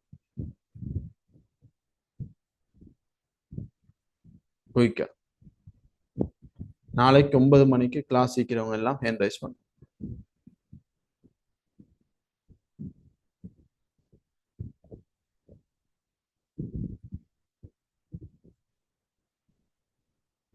சரி, சிலருக்கு கொஞ்சம் பேர் தானே இருக்கி.